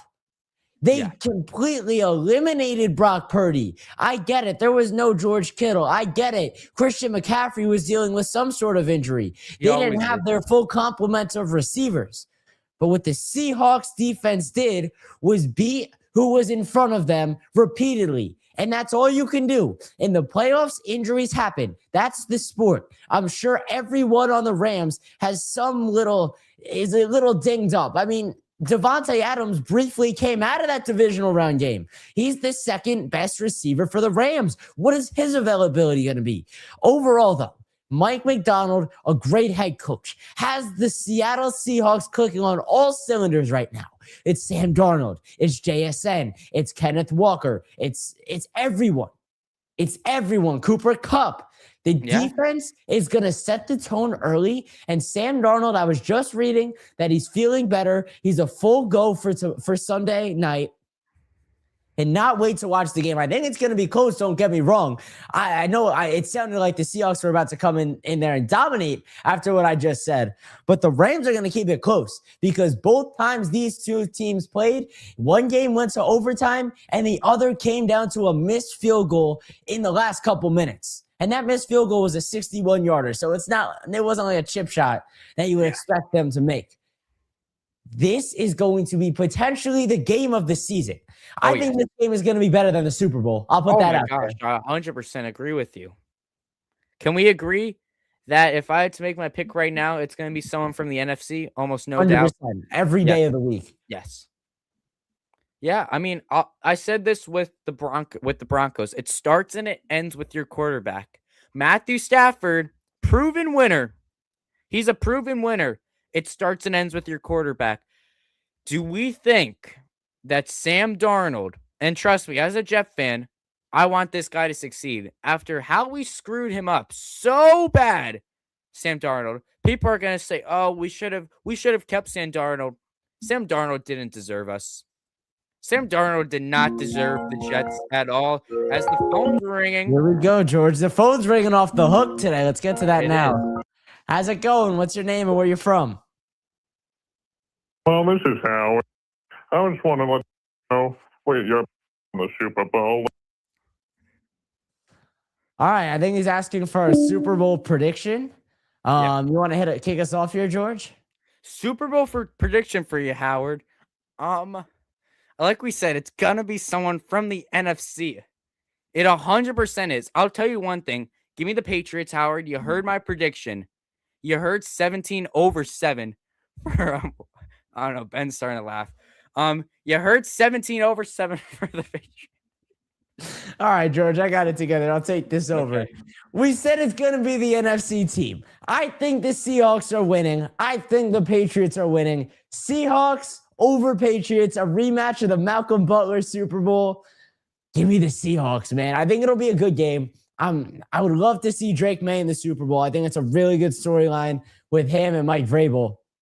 But I think they come up just short in their first year together. But listen, this is the first of many years for the Patriots. Their next era is just beginning. The Drake May, Mike Vrabel era, the window is just opening up. They don't even have a real lineup of receivers. It's Stephon Diggs, it's Kayshon Boutte, but it's not really anything too spectacular. Their defense is very good. I love their defense. I think it's criminally underrated. It's so physical. It's so hard-nosed. It's tough football. But in year one, they will not be able to get the job done. Yeah, apologies, Howard. Something came across my screen that made me chuckle a little bit. Apologies. Back to your question though. I'm gonna give it to the Rams going back to the Super Bowl, and I think the Rams are gonna win it. Honestly, like I said, it starts and ends with the QB. I think Stafford's a winner. Stafford is a proven winner. Now, granted, Sam Darnold has never been in this spot before.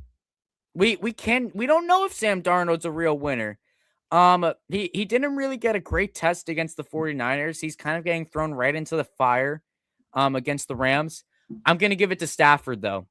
I think it starts and ends with the QB. I think the Rams defense doesn't get enough credit. I think Jared Verse, absolute monster. He's going to be wrecking havoc. There's no Zach Charbonnet, so they're only going to have to worry about K9, who's a really good running back, but they don't have that dual threat anymore. But you said, man, Cooper Kupp, he's starting to show it a little bit. He had a good game man. against the 49ers. Mind you, they beat up on the Niners without really using JSN, who's by far the best receiver on that team. You really could make that case. He might even be the best receiver in all of football. JSN, he had like one touchdown, about 40 yards or something. He's going to get it going. They're going to need to get him going on the field. Forbes, though, for the Rams has really started to look good ever since coming over to LA. Guess it must be the weather. And they're playing in Seattle. Seattle, definitely, though, not a fun place to be on the road. Nope. Not really fun if you're the visiting team to get rattled. But I'm still going to give it to LA. And I think we're going to have an LA New England Super Bowl, and give me the Rams. I think the Rams are going to win it. I don't think it's going to be that close. I don't think it's going to be like last year's Super Bowl where it was over at the coin flip. The Eagles were dominating the Chiefs, but I do think the Rams will win pretty fairly, honestly. I think they're going to have a pretty easy time taking care. But I like what you said. This is the start of something here for the Patriots. This is the true start of something. Yeah, I'll say it one more time before I start driving you guys nuts with this saying. It starts and ends with the QB, and they got their quarterback. They found their guy in Drake May. Another one. Another call, George. How's it going? What's your name? Where you from? Good. From New Jersey. Wondering what's going on with the coaching situation. Aaron Glenn, his assistant coach, today. All right. So with the Jets coaching situation, and George, I'll let you take the lead on this one, but I have one thought. You brought Aaron Glenn here to do a job. At the time, Aaron Glenn was probably the second best head coach hire you could have made. You have to let him work. And I know there was so much talent on the coaching market, but at this point, it's all gone. And it was all gone very quickly. If you're the Jets, did you really think John Harbaugh was going to come to your team? If you're the Jets, did you really think Kevin Stefanski was coming to your team? No, you guys have been incompetent since before I was alive. Like, come on. So you have to stick with Glenn because there's no better option out there. Yeah. Yeah. I mean, I think Aaron Glenn is a lot better of a coach people give him credit for. I really do. He gets clowned. He does the stupid dances on the sideline. He's just walking into a horrible system. The problem with Glenn, he's a defensive coach. He's a defensive-minded coach. And the Jets have had that, have defensive coach after defensive coach That's why they fired Saleh. They wanted offense, but then you get Aaron Glenn. He's a defensive coordinator, Aaron Glenn. He's a great defensive head coach, and I think he does have what it takes to be a head coach. He's not like a Mike McDaniel where he has to make that transition back to an OC or a DC. He's a good coach. He motivates his guys, but my question is with the Jets, will he be able to work a quarterback? He wasn't able to do it with Fields. And granted, I don't know if you saw today, Ben, the Jets just did a whole house cleaning. Done with all these coaches, quarterback coach, O-line coach, receiver coach. All these guys just gutted for the Jets, which I like to see. I like to see some house cleaning for the Yankees, for the Jets. But is it the right regime right now? And I don't think that they're not going to fire Glenn after 1 year. I'd think about it honestly if Dante Moore was coming back into the draft and you needed to build that young QB. But you don't need to. You're going to have to take an established guy unless the 1% chance the Raiders get an already veteran QB, they make a trade or a sign, but that's not happening. They're getting Mendoza 99%. But Justin Fields is not the guy.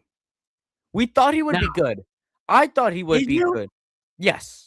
I mean, I just don't get it. He was never good in Chicago. What made you think his career was just going to change paths and suddenly he was going to be this guy? I mean, Aaron Glenn, not an offensive-minded head coach.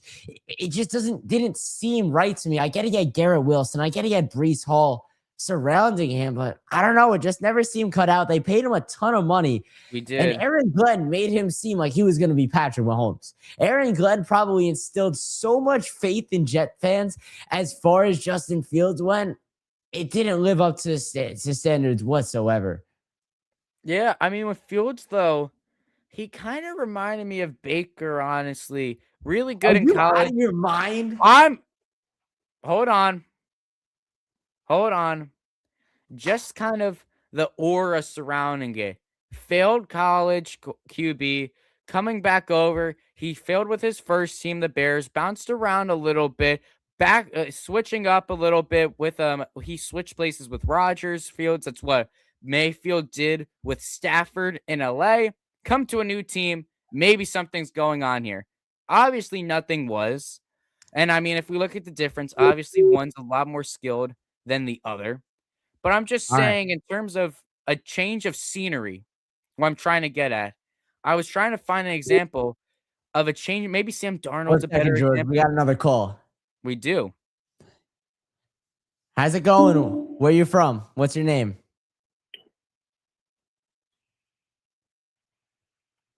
You there? Yeah. What's up? What's going on, man? What do you got for us?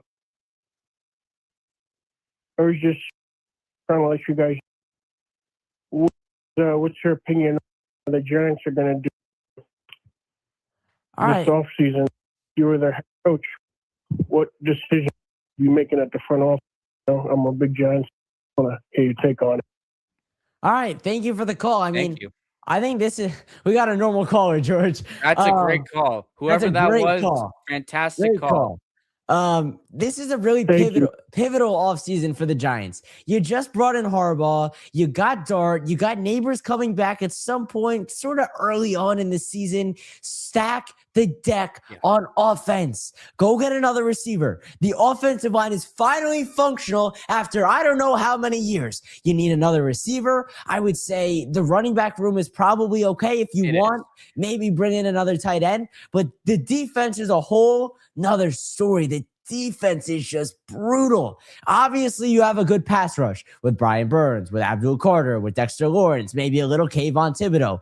But then as you start backing off and start peeling back some of the layers, it gets a lot worse, a lot fast. Listen, both all-season acquisitions last year, and Paulson and Debo and Javon Holland played well. Tyler Nubin has played well at times. I've also seen him play awful at times, so I would consider bringing in another safety. You definitely got to get another cornerback. Deontay Banks cannot be on the field at any given point this season. He's not good enough to do it.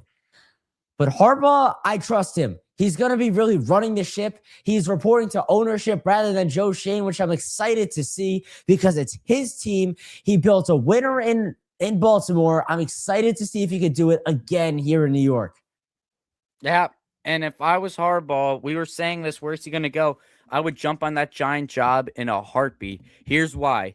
You have the promise of the quarterback with Jackson Dart. Jackson Dart showed me he has talent. He has great talent at the quarterback 100%. position, Jackson Dart. And they're just missing a few. The biggest thing they're missing, we can all agree, it's a secondary. They need someone to start breaking up these passes, getting in the way of these receivers. You got pick number 5. Caleb Downs is probably going to be there.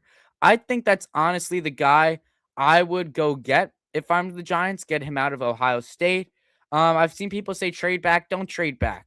No. Get the best man available.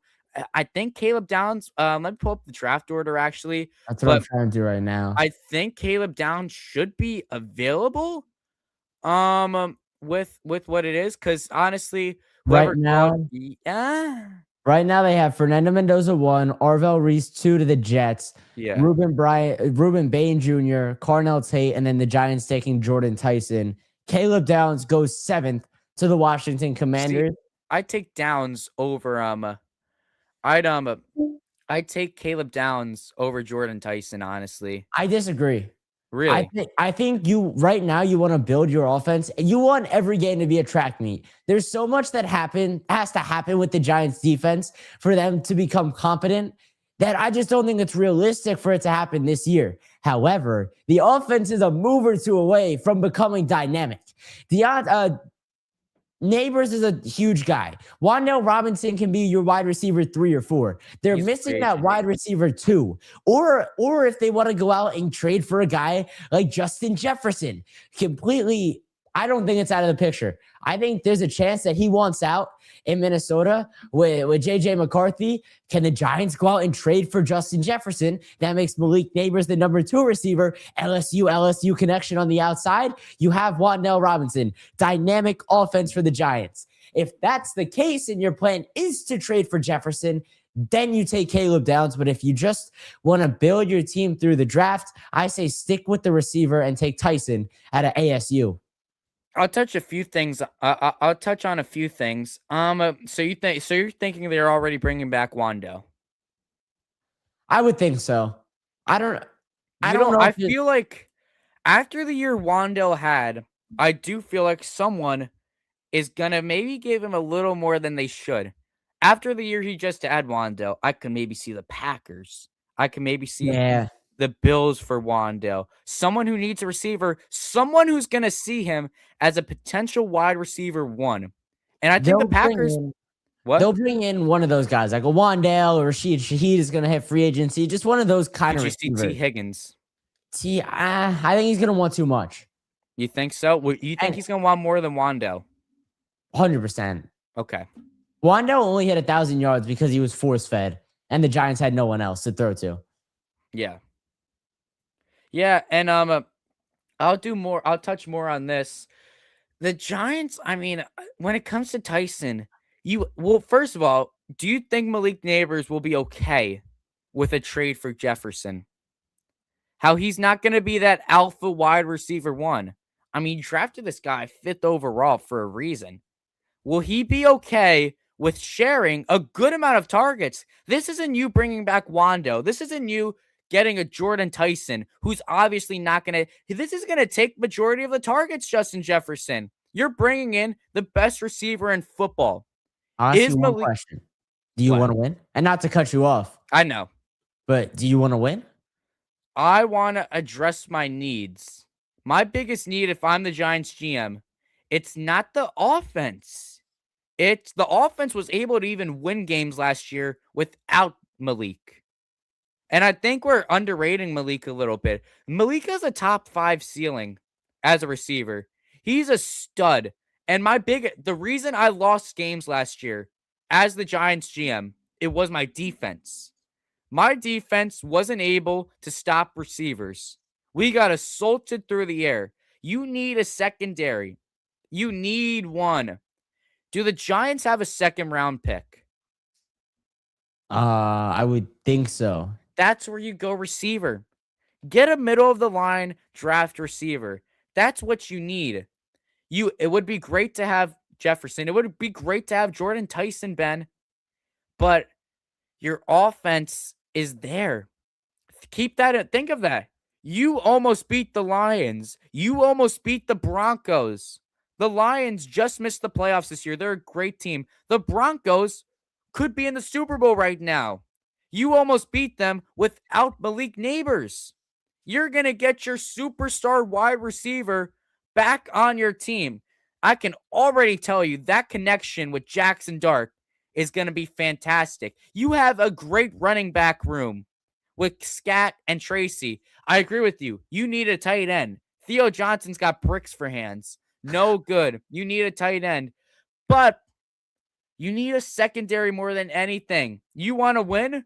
If the Giants have a secondary and they have Neighbors coming back, that's a winning team, Ben. That's a real winning team. That's a wild card team and possibly more.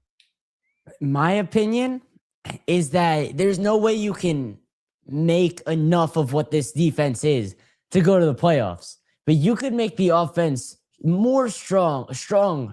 Well, I don't know what I just said. You can make the offense way stronger than what you can make the defense. Like the gain to the offense is going to be a lot larger than the gain to the defense. You really do need two really good wide receivers if you want to compete. Maybe you don't need Justin Jefferson. Maybe that's a little bit overkill for the Giants' needs, but I wouldn't mind bringing in Jordan Tyson because the other part of it is it'll spread out the DBs, it'll spread out the secondary, and it'll open up running lanes for Cam Scatterbo to do what he does best, for Jackson Dart, and to incorporate some design quarterback runs. You need that second receiver, and the defense is just so bad that I've kind of given up, at least for this year. And maybe you bring in the wide receiver, and then you start chipping away at the defense, and then next offseason, you're fully geared to bring in the defense. And then you start chipping away at it year after year, and in a year or two, you got a solid defense on your hands. So you're saying wait a year or two, not win now. Wait a year or two, you're possibly saying. I want to build sustained success in New York. And if that means losing for another 2 years, I'm accustomed to it already. I'm immune to losing, George. Well, don't even bring that up. I'm a Jet fan. You guys have had a playoff berth and a playoff win. It is all of my sports, though. You have the Yankees who are in the playoffs every single year. I have the Giants, the Mets, and until a couple years ago, the Knicks were the laughing stock of the NBA. Yeah, I hear you. And I think with the Giants, you have that luxury, honestly. You have Dart, who's going into his second year. Neighbors his third. Scat his second. All these guys are young. If you want to make that Harbaugh dynasty, you technically can. But I'm just saying, I think wide receiver is not their biggest need. Their biggest need is the secondary. You want to build something great, you could still get Caleb Downs. That's your dynasty safety. You want to build for the future?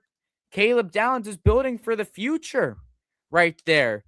He honestly is. I'm not saying you bring in a vet. I'm saying you bring in a rookie. You bring in the best guy available for the job. Now, how will the Giants draft? If they're going to go best player available, that's Jordan Tyson at 5. Jordan Tyson is a super freak. That guy is amazing to watch.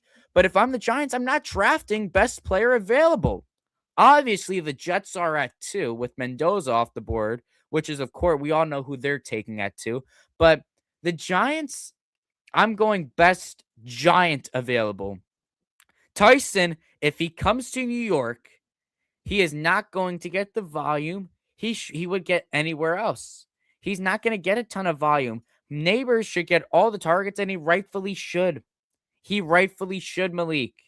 And he's going to be back pretty much for week 1. I'm seeing people saying he's going to be ready by mid-training camp. No way. Yes. That's insane. That would be a ridiculous recovery. Personally, I can't see that happening, but I'm not going to argue. Training camp mid-July 2026. That's insane. Who wrote that? Quick Google search.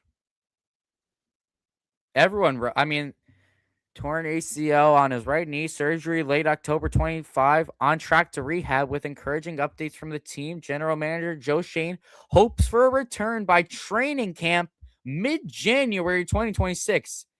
Even if he's Wow. pushed back by a month, that's still August. That's Neighbors is back. You don't have any shoes to fill. And I'm saying you barely lost to these teams. You probably beat the Broncos. You probably beat the Lions if you have Neighbors. You probably do. You had Jameis Winston have to make a receiving touchdown. You had Jameis Winston. That's the reason. We said it a million times already today. It starts and ends with the quarterback. Yeah, so that's the thing. I think the biggest thing for the Giants this year, A, is their defense going to be competent, and B, is Jackson Dart going to be able to stay in the field? Will John Harbaugh be able to instill in Jackson Dart that this team will go absolutely nowhere if he keeps playing reckless and runs around like he has 9 lives? Because the Giants won't if he's off the field. That's the thing. And I know he wants to play well. I know he wants to play his style of football, but it's not real. It's not going to work. There's no chance because he's going to get hurt and his career is going to end way before it should. I mean, he kind of did that with Lamar. Lamar's always hurt, but it's not like running into walls concussion wise. It's always like a hamstring something, Lamar. It's the ACL. With like, I mean, the biggest thing we just know with Jackson Dart, the biggest concern, it's the concussion. Yeah. It's the concussion. Harbaugh, I think, will be able to say to Dart. The problem is Dart's like so intense, and comparing the mental aspect of Jackson Dart to Lamar Jackson, it's polar opposite. You got a guy like Lamar who's cool and collected on the field, but then you got Jackson Dart who's ready to run through a brick wall. Not that there's anything wrong with that, but I feel like Jackson Dart, it's the heat of the moment. You know, if Jackson Dart's, he's going on a big run, a 20-yard run, and he's got a chance to get 5 more yards or something, he might lay his head out there. He might be so hyped up. The adrenaline is pumping. He might be willing to just ram into that defender and try and truck him. That's the thing with Dart. He needs to be grounded. The question is, can John Harbaugh ground Jackson Dart? Jackson Dart has the raw talent, Ben. He 100% does. 100%. He's got the swag. He's got the confidence to hold it down at the NFL level. Does he have the ability to stay grounded? That's the question. I did not see that this season. I did not see that this season. No. But and it was the whole pre-draft process. Oh, in Gruden's quarterback class, Gruden's like, why don't you get out of bounds? Oh, I want to run him over. Like, that's his mentality, and it's not going to work because he's going to be digging his own grave in a couple years. So the other aspect with Dart is that, yeah, Neighbors is back, but there's going to be so much attention to Neighbors from the defense that is he going to be able to find the Theo Johnsons, the other guys? Like, they don't have hands. They're not good receivers. That's why you need the second target for Dart to throw the ball to. So you draw so you can't double 2 people. Yeah, I think that you can find that guy in the second round. I'll say this too about Dart being grounded. Do you think there's a chance coming into next year, Dart might have a reality check? He's going to have a team with Neighbors back. He's going to have a coach of Harbaugh, and he's going to have a good team.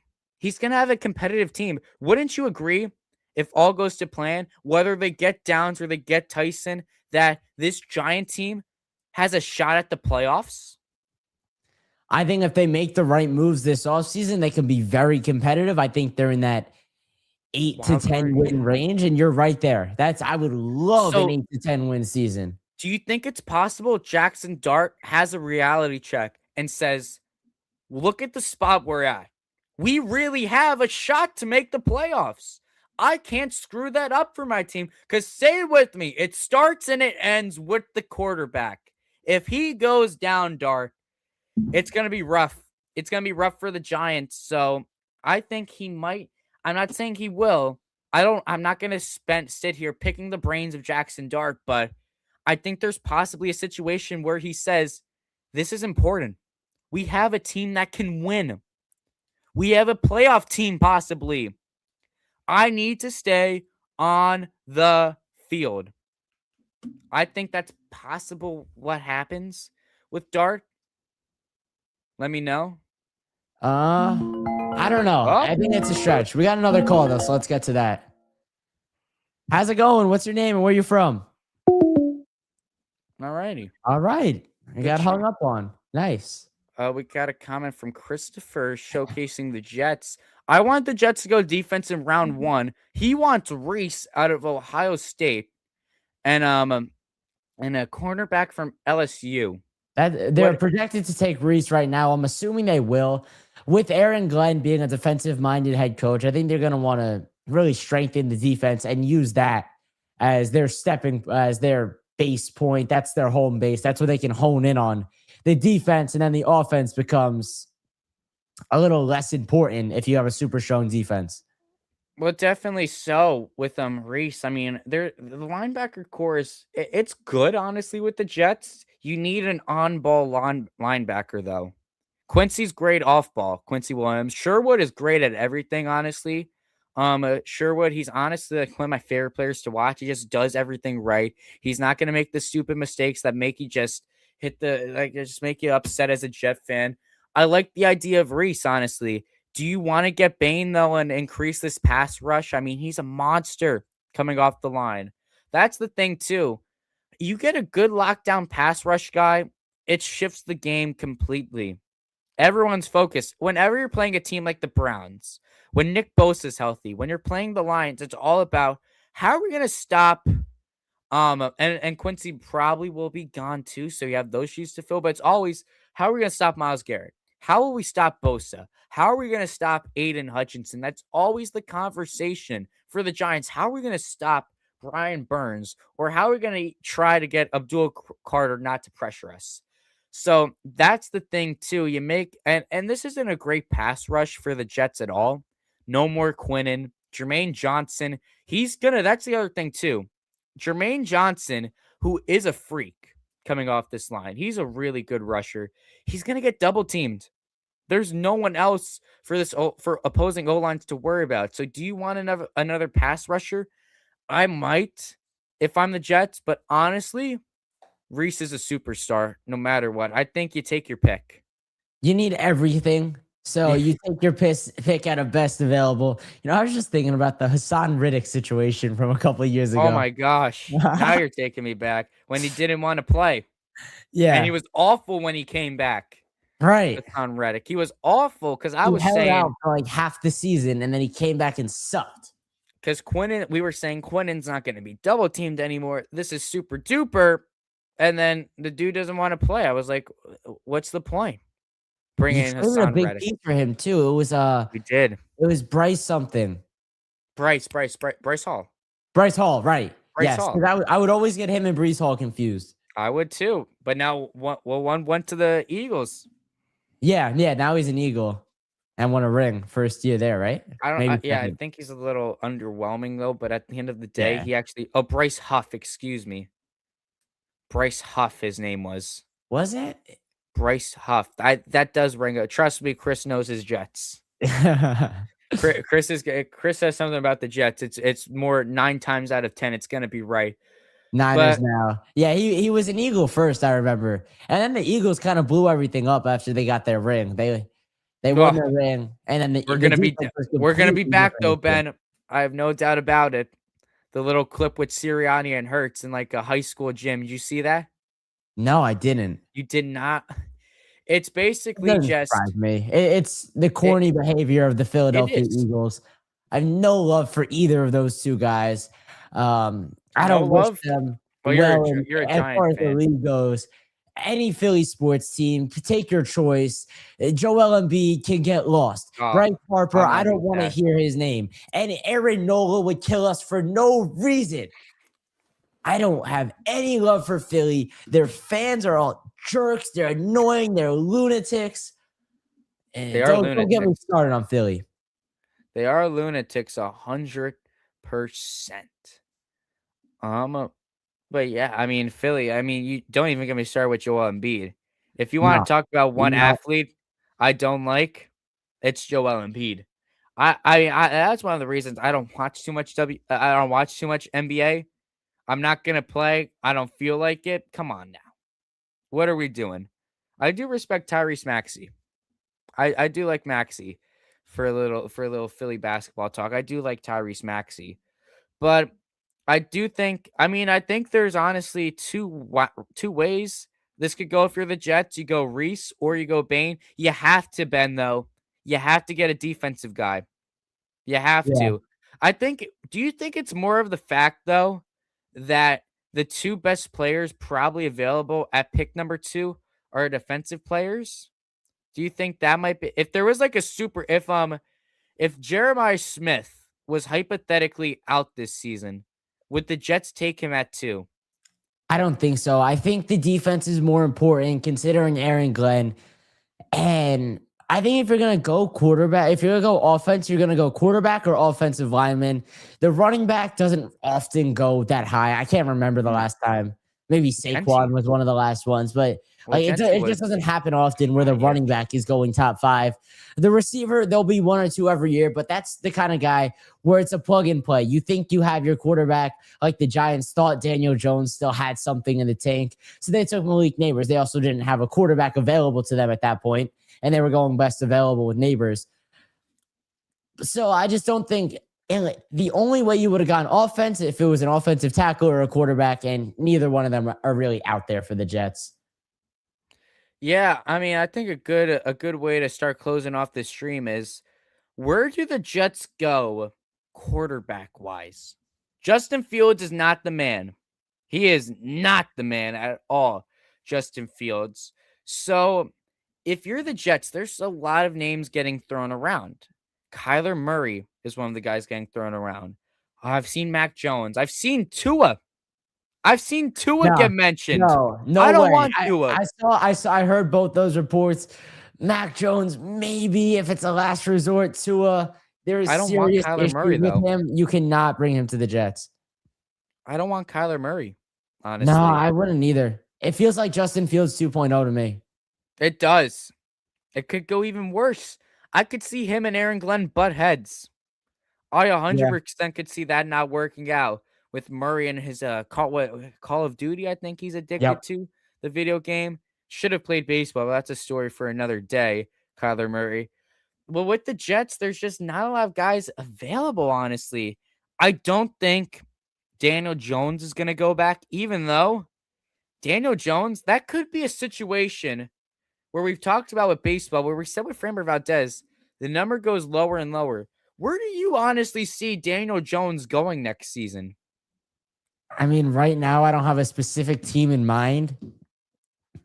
I guess I could see him going back to the Colts just because they don't really have anyone. Riley Leonard probably isn't the answer for them. No, Riley Leonard. But I doubt he comes back to the Jets. He probably doesn't want to play in this market again. I mean, they tore him apart for the last couple years. He was in New York. He doesn't want to be here anymore. Could he go to Arizona? Malik Willis, yeah. Could he go to Miami? He's one of those backups where he's like the top guys. So I wouldn't be opposed to that. I think that would probably be my top option. Do you think Malik Willis is a backup? He is. Yeah, he's Jordan Love's backup right now. I know, but do you think, as far as NFL quarterbacks go, were you like honestly, if Malik Willis was on a team like the Vikings or if he was on like the Dolphins, I don't think he would be a backup. I'm trying to say though, right. I think he's better than a backup level. I think he is good enough to be a starter. I think he really is. So, I mean, that's the guy I like. The question is, who's going to be hollering at him? Another interesting idea I have for the Jets quarterback, and this is very interesting, a little extreme. He goes by the name of Trinidad. He's not coming out though. He isn't? Did he get another year? It hasn't come out yet, but I don't know. The way it works today, I would be surprised if they don't win the lawsuit. He's currently eligible, but fighting to stay in college. Do you think though, if he hypothetically does come out, could you see the Jets possibly taking him at 18? Because I don't want Ty Simpson. Let me get Yeah, that out no. there.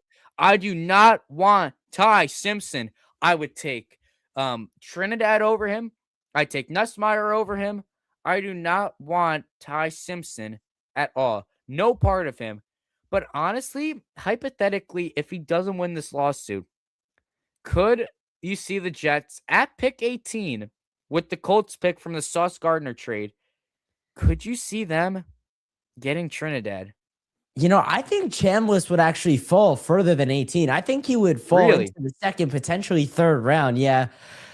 I don't like Ty Simpson. And George, let me tell you, I'm so happy to be out of this conversation as a Giant fan. I have been in this position where we're talking about who the Giants are going to draft as to be the next quarterback for too long.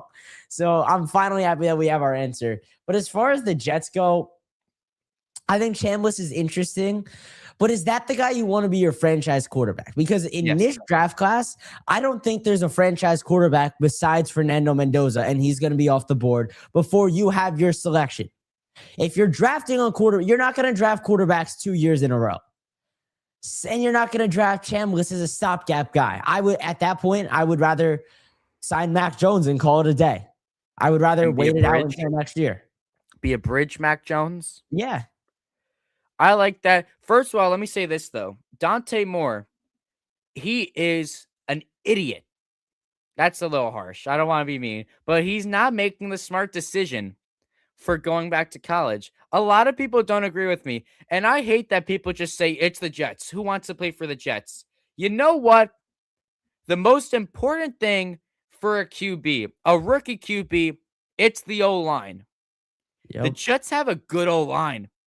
Yeah, I said it, and it's true. For once in my life, the New York Jets have an above-average offensive line, a good offensive line they have. It's a good line.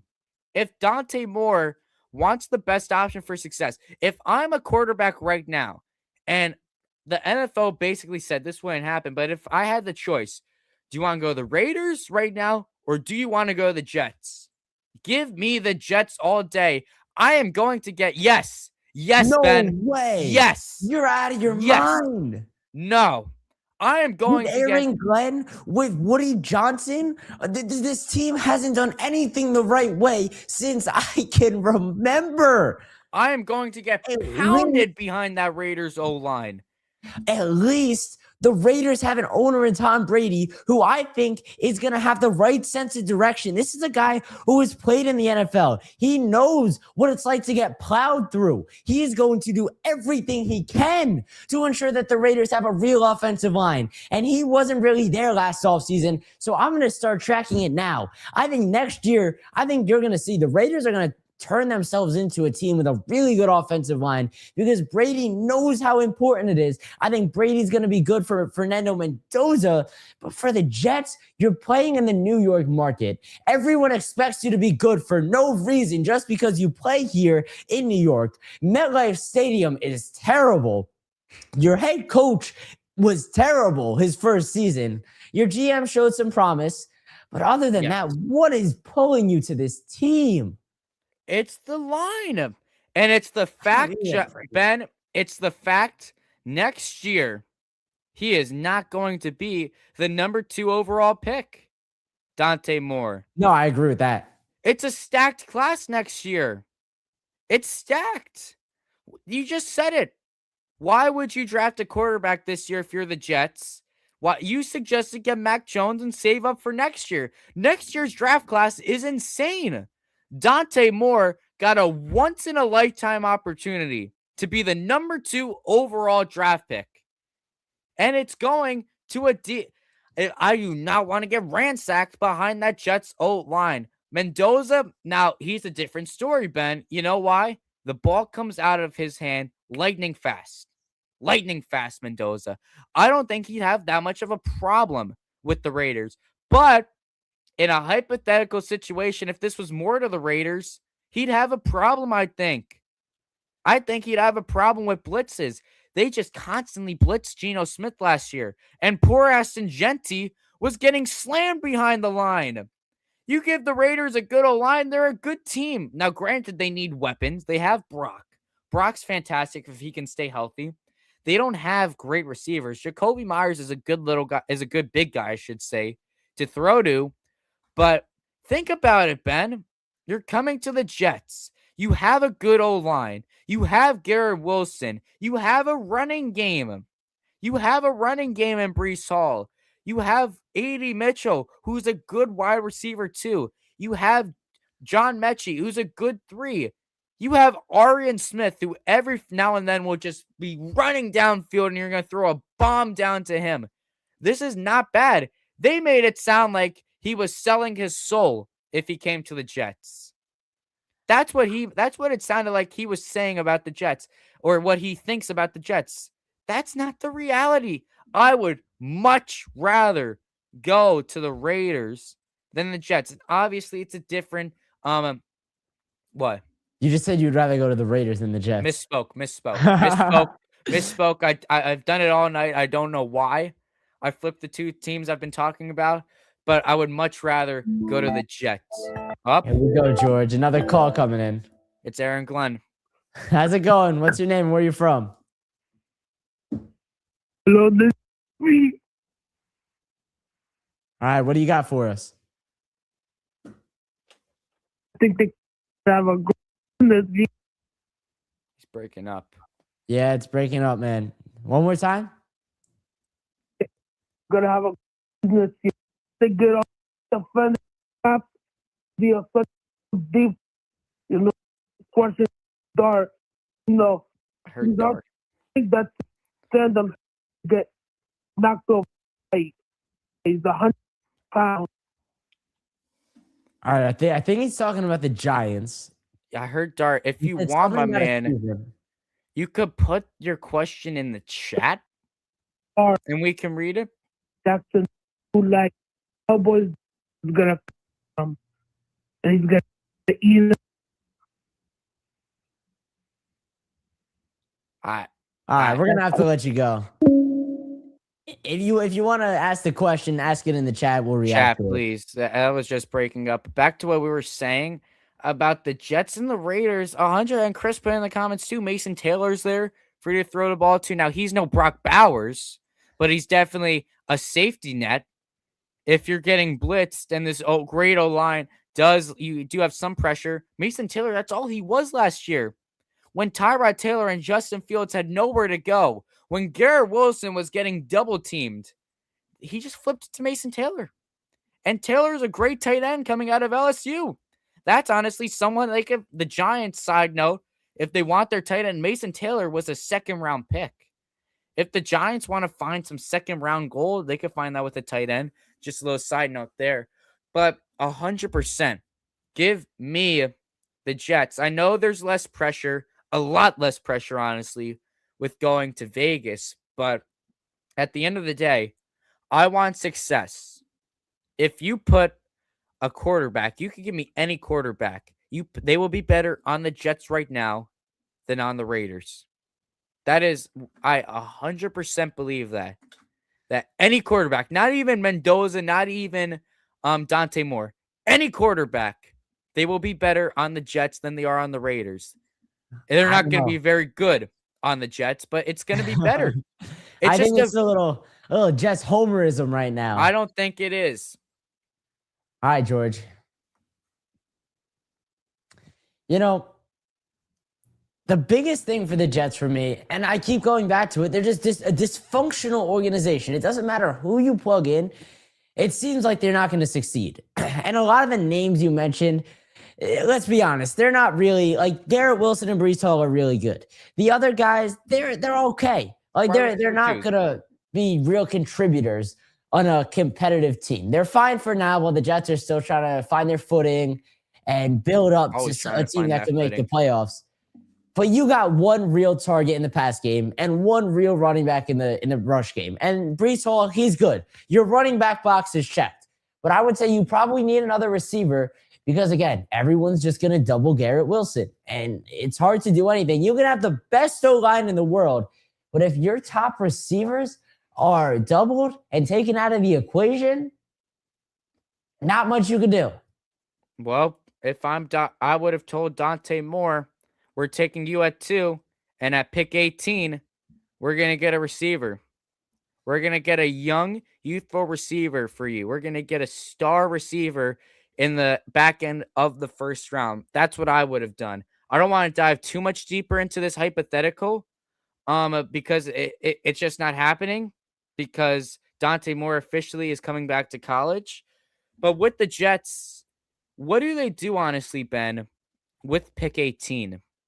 That's an interesting question because pick 18, you could find value, honestly. I think that might have been where Will Johnson was drafted last year, who had a big year for Arizona. Like pick 18, they're definitely going defense. Would you go offense at pick 18? Would you get that receiver? Again, George, the defense needs so much help at every single level that I would probably stick to the defense. Right now, it's Avion Terrell out of Clemson, a corner. Listen, if you take a linebacker I like Terrell and a corner in the first round, that's checking 2 boxes. Then maybe you shift to the offense in the second or third round. Maybe that's where you pick up your receiver. I just don't think the offense is going to be good this year. And overall, I don't think the team is going to be good. They don't have either. the talent to do it. I don't either. So you're building towards the future. And I think these are probably 2 guys that are going to help you to do that more than taking a wide receiver who's going to be up for a contract before you get a quarterback is. Yeah, I mean, I'll just say this as a Jet fan. I've been down this road before. Look at these 2 defensive studs right here we're going to draft. Their names are Sauce Gardner. The other one's Jermaine Johnson. Oh, yeah, the same draft class. I remember so hype. Let's get Sauce Gardner. Let's get Garrett Wilson. Let's get Jermaine Johnson and Breece Hall all in the same draft class. And now we're back to that rebuild stage. When are we actually? We've been drafting good, I'll say, Ben. Ever since the Zach Wilson screw up, Jets draft classes have been good. You had that loaded draft class with Sauce, Breece, everyone. You went back-to-back with Olu and Ahmed, who have been great in the trenches. The honest thing is now, you got to bring in other guys, the outside stuff. You have to make the smart trades and you have to make the smart signings, which have not been the Jets' strong suit. Fields blew up in their face. Rodgers blew up in their face. Lazard blew up in their face. Mike Williams was here for a day. That blew up in your face. I could go on and on about failed free agents or trades that have come over to the Jets. We expected them to be good, and they were absolute crap. Draft-wise, the Jets have been good. They definitely have been. So, I honestly, I feel like I'm more of a positive Jet fan. Maybe that's because unlike the 40-year-old Jet fans who have been through this their whole life, I still have not seen the worst of it, honestly. I was too young, a little too young maybe to fully get the butt fumble. So I really have not seen the worst of Jet football, and I have had some sort of hope. But then that hope got destroyed third play of the game when Rodgers went down with his Achilles injury. So there's always that. We're cursed, but at least I don't even know what to say, honestly, when we dive into the Jets being cursed. As the great Joe Meningo says, oh, the pain. And it's the honest assessment of the New York Jets. They haven't done anything as long as I can remember. And I forecast that it will remain that way. And I'm talking like this as a Giant fan. I don't have anything to be proud of either. My team hasn't done anything. They've won a playoff game, but who cares? Honestly, I mean, like, if they turn that playoff game into a real season and a real, not a real season, but like a real regime and a real era, it would have been something. But they didn't. And that's so it means nothing. Because you weren't able to do anything with it. You chose Darius Slayton over Saquon Barkley. You chose Daniel Jones over Saquon Barkley. It doesn't make sense to me. But here we are. Both New York football teams gearing up for, let's do it, bad seasons. Here we are. I mean, bright spot, though, for you guys, covering it all here. Speak Up Sports Talk. Again, we finally got the name going at 2 hours, 20 minutes. We covered pretty much all of it. Honestly, everything I had in that little post. We had, honestly, this was like We had a lot more viewers than the first stream, a lot more commenters, definitely a lot more callers, even though I don't know how many of those calls were just the same person redialing. We definitely had a few serious callers. Yeah. I'll admit a few guys that genuinely were down with the show, which was great. And I hope to keep building that stream after stream, guys. Bigger, bigger, bigger, bigger, getting better and better, which was great to see. I mean, honestly, we've had an interactive chat. It's been great. It's been a great 2 hours and 20 minutes. I think that's all she wrote, though, for this Friday night. Me and Ben off camera, we're going to talk a little bit more. We're going to try and find just a consistent live time that we can get, just so you guys would know, like, oh, it's this time, it's this day. Speak Up's going to be live. It's going to be a little hard to find because we're both very busy guys with what we do, but we're definitely going to try and find that. We want to get consistent for you guys. But this was just a fantastic stream. And I mean, in only a week, the Mets got Freddie Peralta, Bo Bichette, Luis Robert, and the Yankees got Bellinger. Hopefully next week, we got a lot more news to talk about in the world of sports. Maybe touch a little bit more on some basketball. The WBC is coming around. We got some love for that here. If you're interested in the World Baseball Classic, just know we're going to be going crazy with that here. We're already 100%. crafting that up. So just strap in. It's going to be a wild ride here, but we're here for it here on Speak Up Sports. I'm George Sewell from Swinging for the Fences. He's Ben Balian from the Sports Pod. Ben, any final thoughts before we hop off the air? Another great stream, George. 2 streams, 2 successes, 2 W's, just stacked W's. That's all it is. We had a lot of news to talk about. On Sunday when we did our last stream, we were screaming, please do something. We want to talk about something. And this week, the general managers delivered. So I'm hoping it happens again. I hope we have a lot to react to, a lot of fun interacting with the callers, the chat. Yep. Let's keep it going, man. Like you said, we're going to talk. We're going to try to find that consistent time. Let's keep it rolling. Let's do it, baby. Thank you, everyone, for watching, and have a great day.